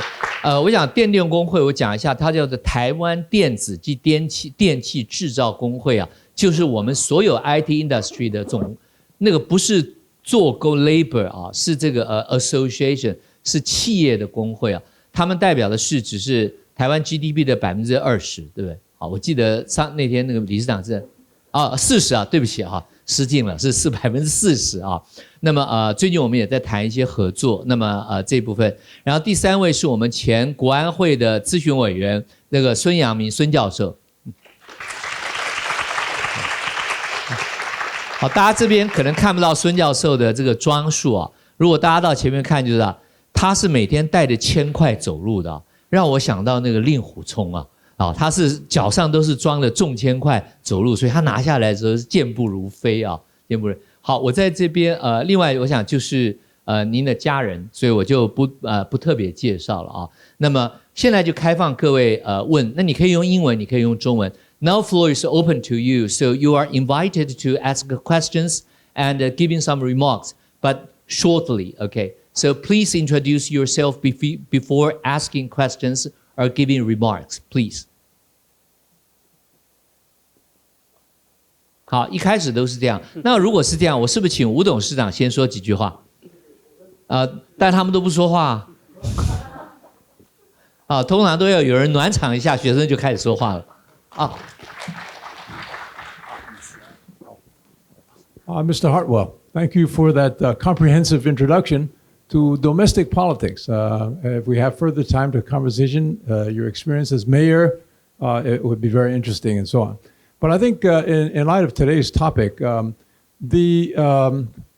was wondering how the international issues that you expounded, the Trump issues that are brought up, actually impact the elections that are upcoming.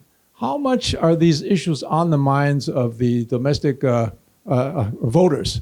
You seem to indicate that they're more interested in abortion, things that are closer to their heart. Crime, for example. But I was wondering how much those international issues, like China, like trade and otherwise, would be impacting on people's minds in the election. Thank you. Thank you. So perhaps please allow me to collect the questions for the first round, and then I invite you to respond. Of course. Okay. Any others? Hi, Professor. Mr. Hartwell, my question is, I'm wondering about how the domestic people's view on Taiwan. Is this a topic on the households, like the dinner table, and how is this gonna impact the for example, the midterm voting and the presidential voting? Is this an important topics in the domestic perception or the domestic view on the voting? Yeah. Okay. Perhaps I just add the third question. Now I follow integrally the process and the war in Ukraine, and it seems now this war is coming to a turning point, according to the reports. And I just like to know, because evidently American government gave a massive support, money, weapons, etc., to the Ukrainian government and army. So I just ask you, what is the general perception of American people of this support? Do they fully support this massive aid and training, or they are a little reluctant owing to the rocketing inflation and domestic difficulties, etc.? Yeah, thank you. Okay, please. Those were really interesting questions, and I think I can offer my opinion on those. First, the question of whether international affairs will impact the midterm elections and whether those issues, specifically global affairs, will impact how voters decide their choice. There are a couple ways to answer that. So I believe the American states that are border states, so the southern states that border Mexico, are very concerned about immigration. They physically see people crossing the border illegally at dramatic rates. Of course, you know that. And it's typically a regional issue, except those southern governors have made a very brilliant political move by busing those immigrants to literally the vice president's doorstep and to Delaware and the rich, rich city of Martha's Vineyard. They sent it to Chicago. And so that has forced other states to actually look immigration in the eye. And so it's really called the bluff of Democrats who always claim to be pro-immigrant, especially South American and Mexican immigrants. Right now, it's not so much a concern of Mexican illegal immigration. I hate to use the word illegal because these people are fleeing terrible conditions, but it's people fleeing Venezuela and Nicaragua and Cuba for just horrific, inhumane conditions in their life. I don't know if they could be considered refugees for the conditions they're fleeing. Is it going to affect how people vote? It will impact the voters in those southern border states for sure. So you see the governor's race in Texas is Beto O'Rourke, the Democrat who used to be in Congress, but he's run for Senate and failed. I don't know if he's run for governor and failed, but he's running for governor against the incumbent Governor Abbott. Immigration is a primary issue in that state.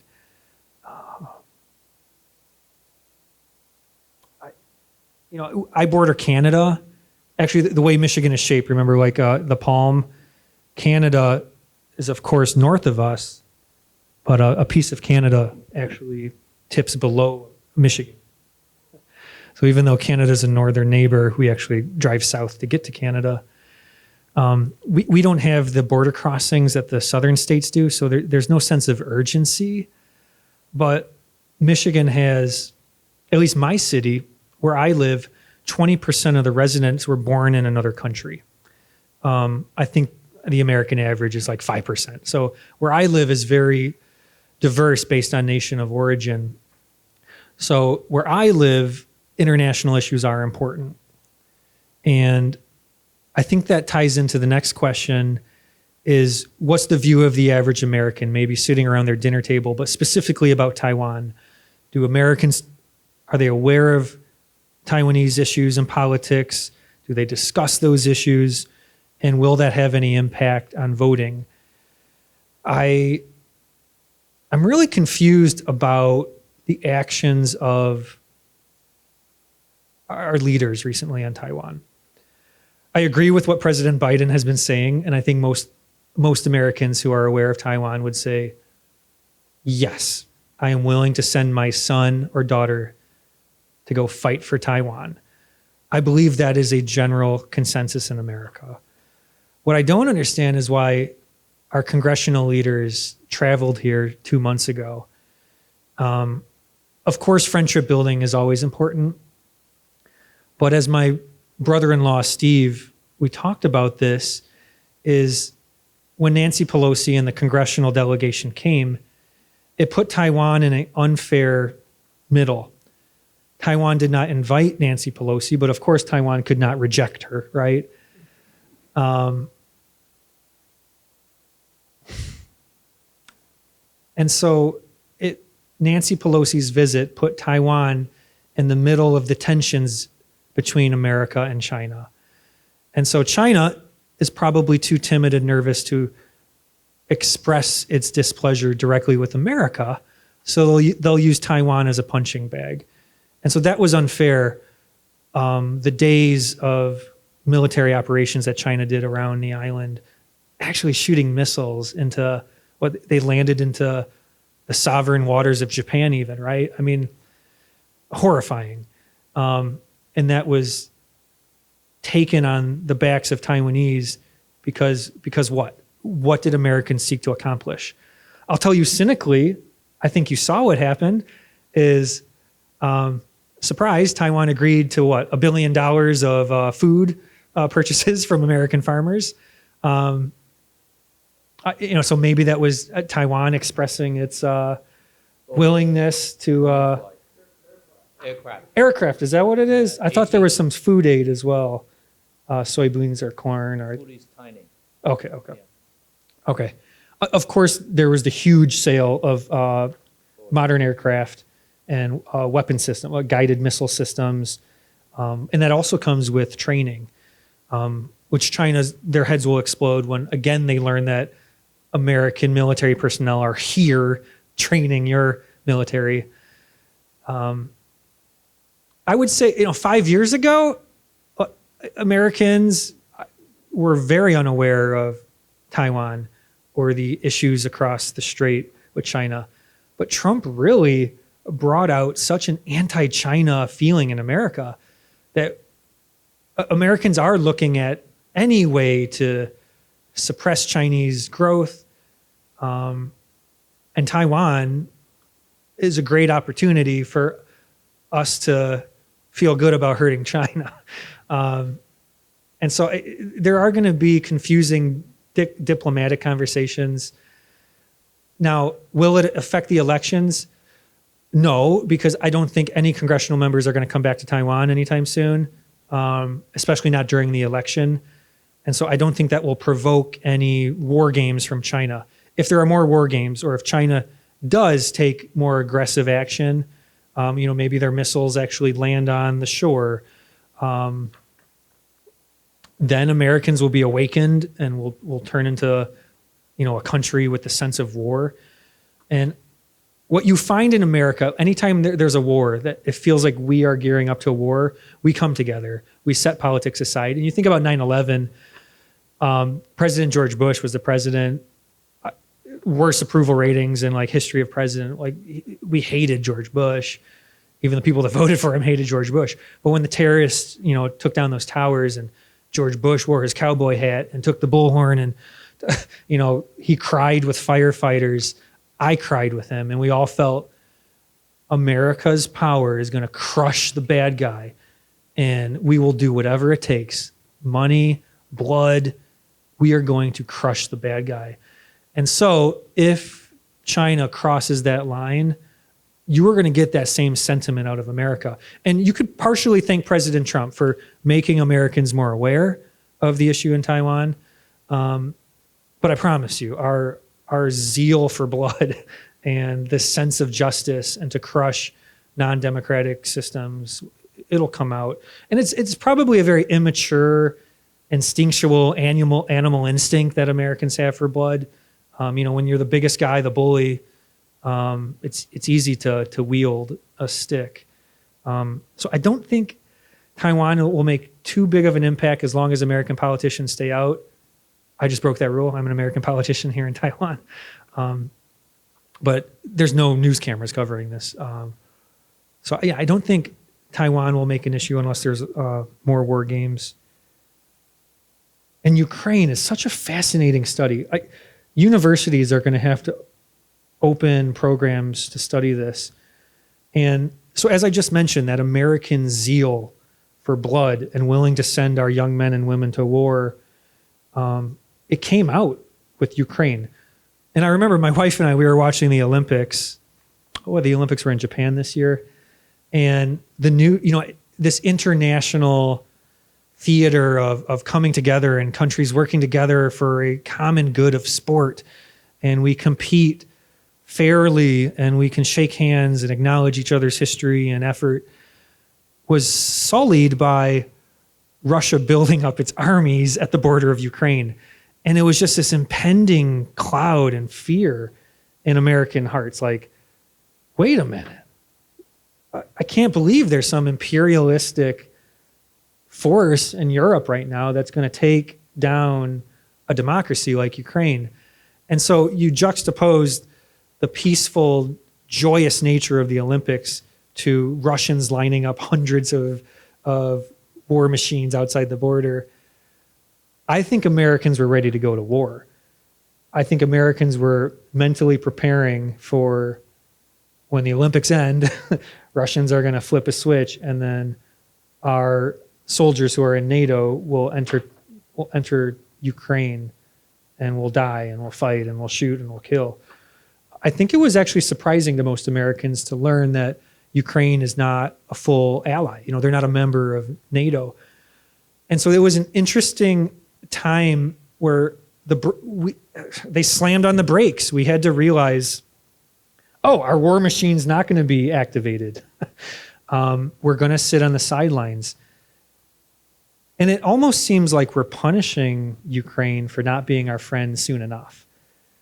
And I'm not a diplomat, so I don't understand the depth of the diplomacy and the relationships. I truly don't understand all of American policy on Ukraine, but just as a regular guy in America, I'm shocked, I'm appalled.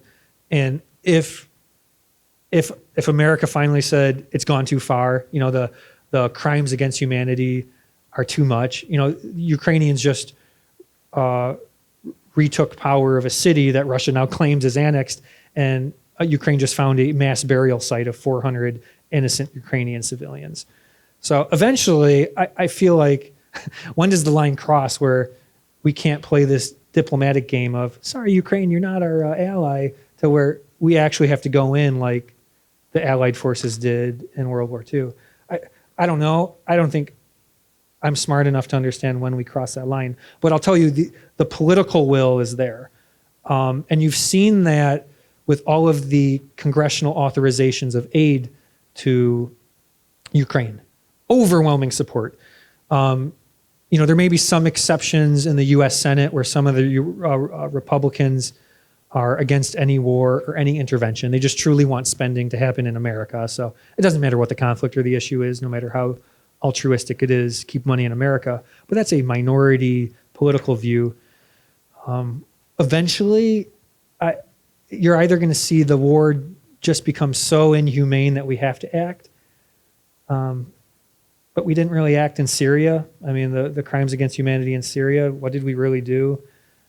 We let Russia kind of control that and let Assad, President Assad in Syria, continue, you know, killing innocent people.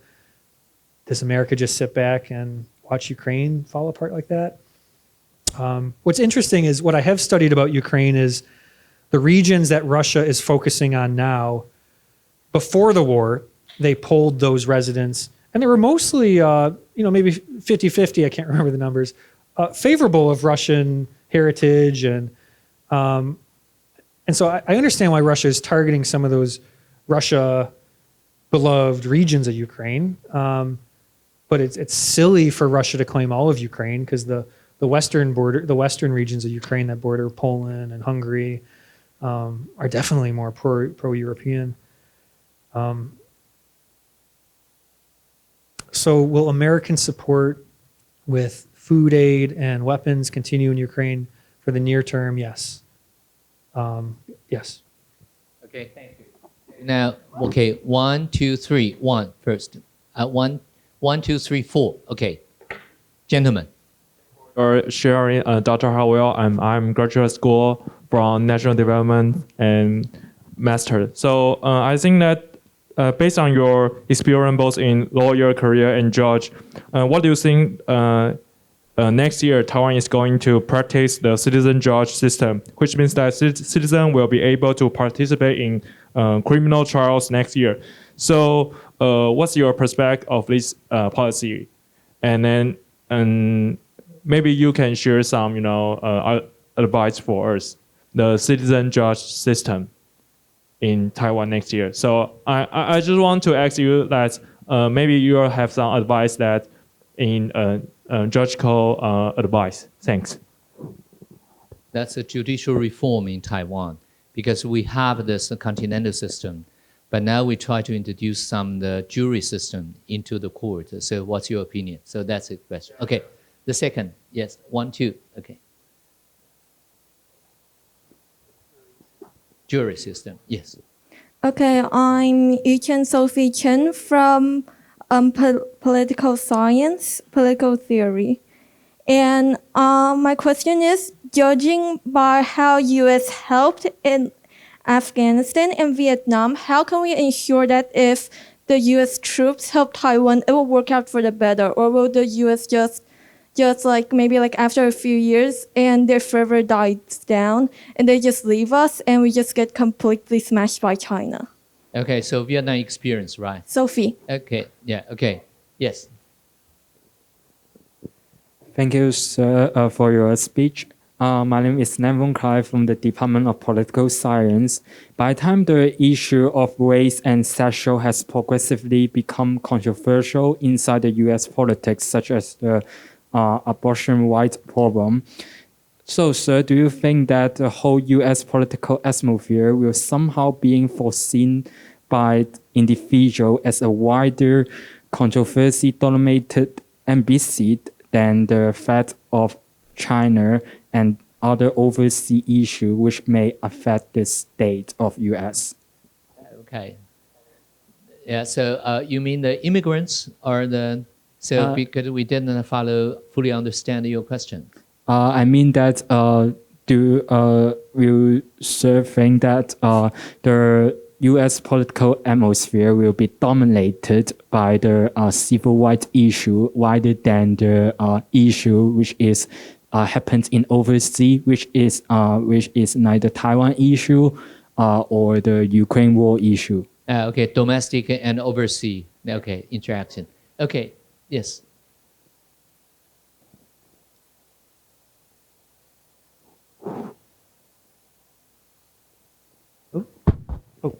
Hi, Mr. Hartwell. Thank you for your comprehensive speech. And I've got a question about the gun issues. Recently, in Legislative Yuan in Taiwan, they passed a bill about the police can use the gun before taking a shot in the air. So I'm curious about the tension between the police and the people in the United States. What's your opinion on that? Thank you. Wow, that's a very tough question to a judge, right? Okay, 1, 2, yeah. First, here. Yeah, raise your hand. You can take the microphone.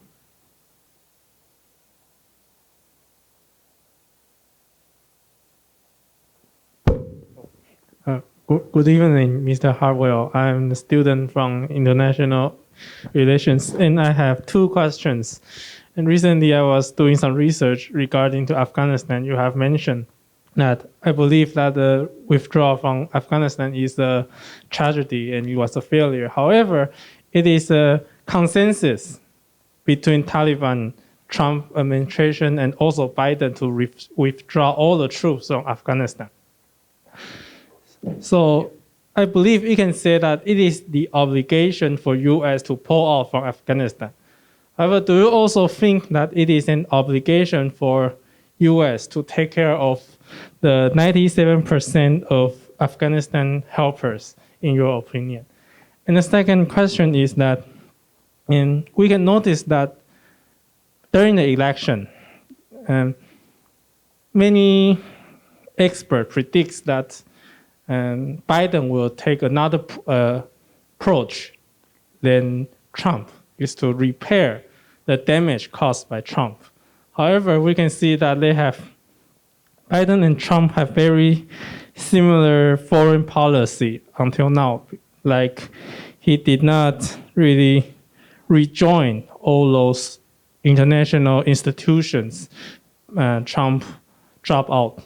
So do you think that this is more like a domestic pressure to Biden not to rejoin those agreements, or it is because his own intelligence or his own decision? Thank you. Okay. Okay, so perhaps we just collected that last question, please.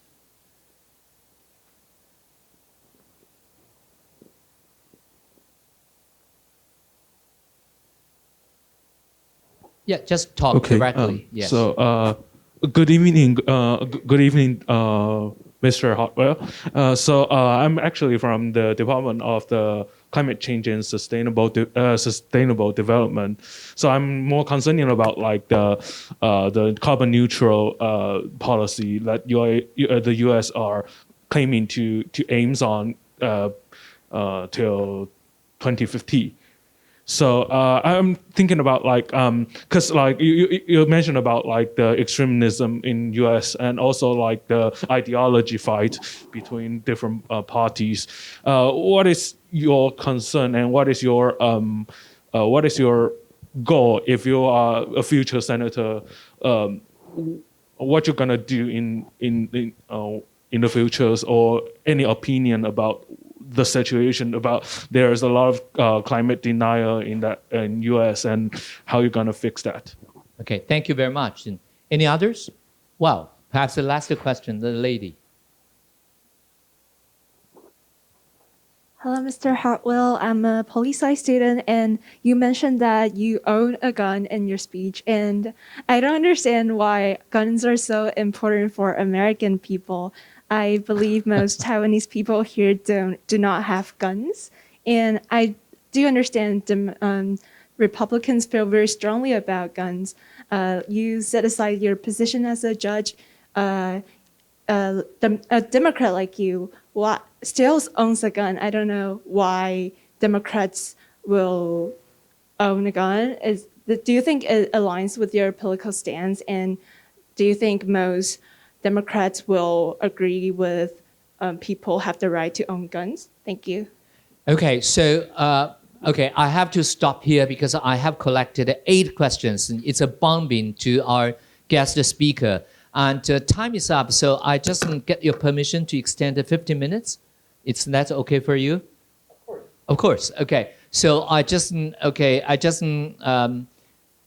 you to extend the session until 1 quarter. Okay. After 1 quarter, that will be end of the conference. Okay. Thank you. Please. Those are very thoughtful questions, and I want to thank you for thinking about them and asking me. Okay. The first question was about the reforms in Taiwan, about the citizen judge system, what we would call a jury system in America. And so that's very fundamental to the fabric of American society. If you are accused of a crime, the government has to prove that crime. Well, if you don't trust the government, you're never going to get a fair trial, at least in your mind. And that goes back to the founding of the country. The King of England did not hold fair trials. He would arrest you for whatever offense, and the judge who's loyal to the king would just throw your butt in jail. So a jury system is a very important balance on the power of the government. Police make mistakes. Prosecutors make mistakes. Judges make mistakes. It's a human system. I make mistakes all the time. I catch police who make mistakes all the time. I find witnesses who say, that guy stole my purse. But no, when you look at the video, it wasn't that guy. It was a totally different guy. And so there are so many mistakes, just good-natured mistakes, mistaken identity. But there's also a professional feeling by police and prosecutors that they always have to be right. Prosecutors feel like they always have to win. They always have to get a conviction and send this bad guy to jail. And so me as a neutral judge, who I don't care about the police, I don't care about the bad guy. I'm just trying to listen for the truth. I do my best to be neutral. But still, I could be viewed as part of the system. And so a jury, people from your neighborhood who have to decide what is true or false, can break through the mistakes of the government and break through the power of the government that just wants to prove that they're always right. So to me, a jury is so important. And so, honestly, most criminals in America just choose a judge trial because jury trials just are more work for the lawyer. I shouldn't say this, but usually if you're guilty, you ask for the jury trial because you're not going to convince the judge you're innocent, but maybe you'll be able to trick a bunch of your neighbors that you're innocent, right? Because me as a judge who's professional, I will not be swayed by emotion. So an attorney who's pounding the table, an attorney who is so dramatic like on TV, I'm just going to roll my eyes and be like, what are you trying to hide from me? But that same lawyer who's doing all of this in front of a jury, the jury's going to eat it up, right? The jury's going to love it. And so maybe the jury's like, oh yeah, an alien did come from outer space and shot, it wasn't that guy, you're right. So the jury system can be manipulated, but I do believe it is a great balance and a check on governmental power. So full steam ahead. Now in America, you only have a right to a jury trial in criminal cases if it's a money case, like your credit card company suing you because you never paid your credit card, that's money. You don't have a right to a jury trial you could ask for a jury trial, and it's up to the judge to think, okay, fine. But in criminal cases, like I said, very few people actually get to a jury. They probably all settle. So if you robbed a bank of $1 million and you're going to go away to jail for your life, they'll usually take a deal, say, oh, if I only go to jail for 10 years, I'll plead guilty. So most cases, it's just the criminal taking a deal to get a lesser jail sentence. So they'll never go to trial anyway. I have about 40,000 criminal cases every year. Like, break that down per day, right? It's crazy. And of those 40,000 criminal cases, maybe, I don't know, Ling Yu, how many trials do you think I have? A dozen a year? So most cases are settled, but either, I throw the case out of court because there was some mistake by the police, or they just take a deal and get out of there. Next question, totally shifting gears. Looking at the experience of how Americans left Afghanistan and Vietnam, does that suggest how America would treat Taiwan? I think it's completely different. In Afghanistan and Vietnam, America wanted a very different form of government. America did not want communism in Vietnam, and so we were there to install democracy. Similar thing in Afghanistan. We did not want a Muslim state that was a murderous terrorist Muslim state, and instead we wanted a U.S.-backed form of democracy. In Taiwan, we would not be here to change any of your systems. We would not be here to help or build any of the foundations or norms of Taiwanese life. We would just be here to kill the invading army. And then once Taiwan says, thank you, you're done killing the other army, we would leave. I don't think you would see any occupation for the sense of nation building like we saw attempted in Afghanistan and Vietnam. I don't even know if you would see an American military base unless unless Taiwan truly wanted a joint base. Like, American military has joint bases in Korea and Japan.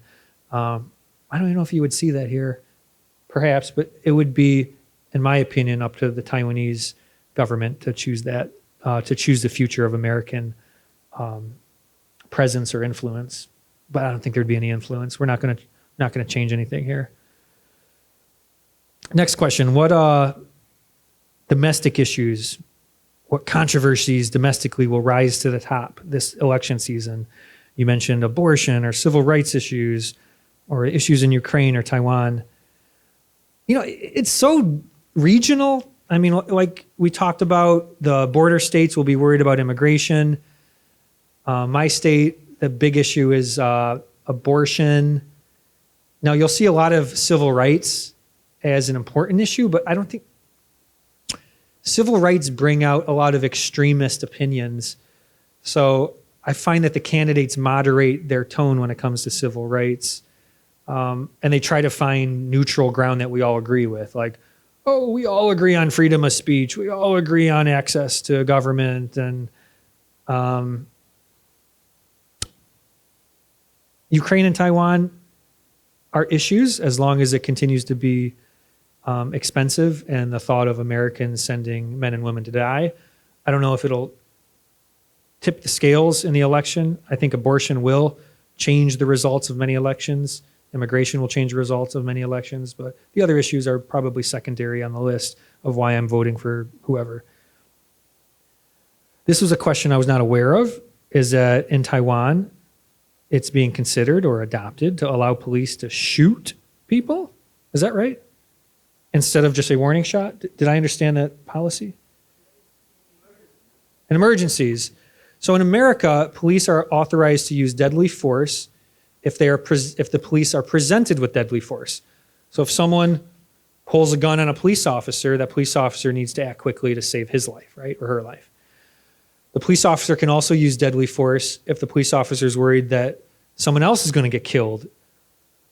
I think you can even extend it to severe bodily injury too. So if someone's going to paralyze someone, I don't know how, the police are able to shoot to kill. And actually, anytime you shoot, the intention of a gun is to kill people in self-defense. You're not firing warning shots. You're not shooting at the leg. You are shooting at the vital organs to kill that person. That's why I carry a gun. If I was to just carry a gun to want to scare people, yeah, I'd carry it outside my hip. I'm carrying a gun, I'm hiding it just in case I'm ever in a situation that I need to kill someone, to stop someone from killing me or my wife. I was going to say stop someone from killing my dog, but technically dog is a piece of property. It's not a family member, so if you would not be able to kill someone if they were killing your dog. Maybe you could convince a jury of that, but you would not be able to convince a judge. So should the police in Taiwan be able to shoot to kill? I think that's going to be, oh my gosh, it's going to cause so much pain. So when it every time it happens, it destroys that neighborhood, that community is torn apart, because that means some young person was just killed, and it's so tragic. And so the first instinct is to say, that's so sad. Why did that young person die? And so just the emotions of watching a young person die go back and forth. Then the police start to justify it. Well, he was going to rape the woman in the store, so we had to kill him. Taiwan will have to find the gray areas of where authorized use of deadly force are permitted. And it's ugly, it's uncomfortable.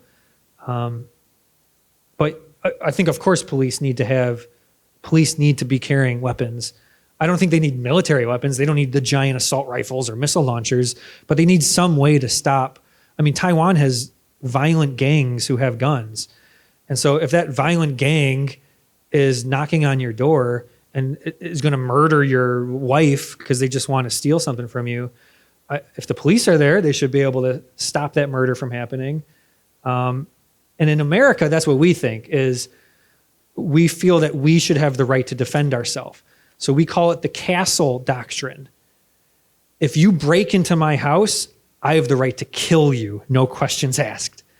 And that keeps the peace. So Americans know, oh, I better not step into that person's house because that family may have a gun and it will blow my head off. Now, it's not like American is this violent society. I mean, it really goes back to 200 years of tradition of owning guns. Now, very few Americans carry guns with them. I am in a great minority. I do it because of my job. I am in a dangerous job as a judge because I am putting gangsters in jail. There was a murder in my community where at a funeral, it was a funeral for a gang member, a violent gang. At the funeral, 2 other gang members came and killed people at the funeral. So unbelievable. Just like the movie. And so I was the judge to handle that case. And as the police were telling their story, I was realizing this is one of the most violent gangs in America. They have guns. They could easily Google where I live and find, oh, Judge Hartwell was Mayor Hartwell. And I know where Mayor Hartwell lives. And I know who Mayor Hartwell's wife is, Mayor Hartwell's dog is, right? That's why I carry a gun. And so the question later about why would Americans carry guns just because it's such a foreign idea to you in Taiwan is one, because of personal protection. But as I said, it's rare for any American to truly feel like they have to protect themselves. It's not like I go to the grocery store, like looking around the corner, like, oh, like, you know, if a bag of chips falls on the ground, I shoot it. We're not that timid or paranoid. There's usually very specific reasons. Now, of course, there are extremists who like to carry guns in the parks and scare people, but it's so rare. It's truly the tradition that the King of England said we can't have our own army. We can't defend ourselves. Go to the next question. Let's go to the next question. It's not important. Or there are other important issues to talk about.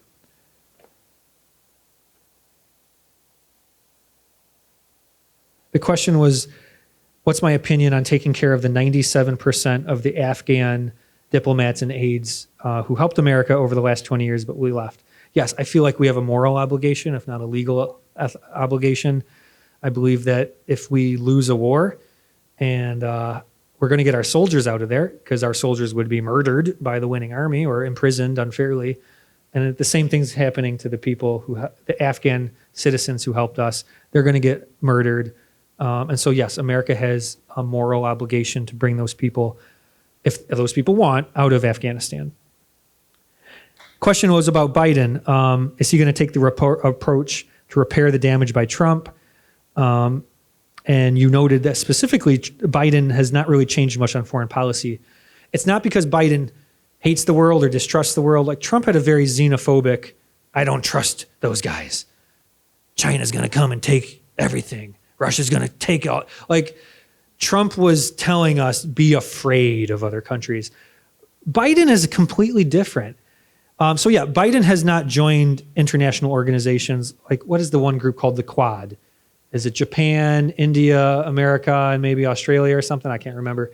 Biden has not really expressed an interest of joining that group. It may just be that he's busy, but I feel what pushes Biden is the domestic issue of supporting labor. So our party, the Democrats, support workers' rights. So Trump was saying, do not import goods made in China because China is a bad place. They're evil. They're going to take over the country, the world, and punish you Americans. President Biden is saying, no, we're not going to allow goods from China, made in China, because that's going to hurt American workers. That's going to hurt the unions in America. I'm from a manufacturing state. We build automobiles. And so a lot of the Democrats in my state, they'll support the tariffs in China, on China, because they want to support the factories and the workers in Michigan, in my neighborhood. So it's not xenophobic. It's more just support workers' rights. But yeah, it's really the same outcome, but just different coat. The carbon neutral goals in the USA are truly not understood or valued as a political issue house to house. I think that's more of the elite class talking. Now, to me, it's the most important issue that any government needs to address. Like, if you make a mistake on healthcare policy, you can fix that. If you make a mistake on war policy, well, maybe you can't fix that because you're killing people. But pretty much every policy you make a mistake on, you could fix, except the government or except the environment. You only get one chance. And if you destroy the environment, you're done. It's too late. But unfortunately, very few Americans care about it. There's just way too many other issues on the agenda for average Americans to truly be motivated to vote either way. So you'll see goals that are set for carbon neutrality, or you'll see goals set by California to say no gas-powered cars sold by 2035. Those goals are going to keep being extended and kicked down the road because the politicians, when push comes to shove, they're just either not going to have the political support or the money to get it done. So it's the most important, but it's just not going to happen because there's no average American really pushing for it. Guns, guns, guns, guns, guns. I think I talked enough about guns, but people have guns to go hunting. We are a big country. Remember what I said, like you could drive a day without seeing anyone, but you'll see a lot of deer and turkeys and birds. So Americans are out there shooting and killing those little turkeys and deers. And barbecue. So hunting is a treasured pastime in America. So most of the guns are just for hunters and the pastime of enjoying that. It's not for us killing each other. Of course, that's a consequence of that. But yeah, thank you, Professor. Okay. Okay, thank you very much for this excellent dialogue with the students. Okay, so, last question for Professor Sun.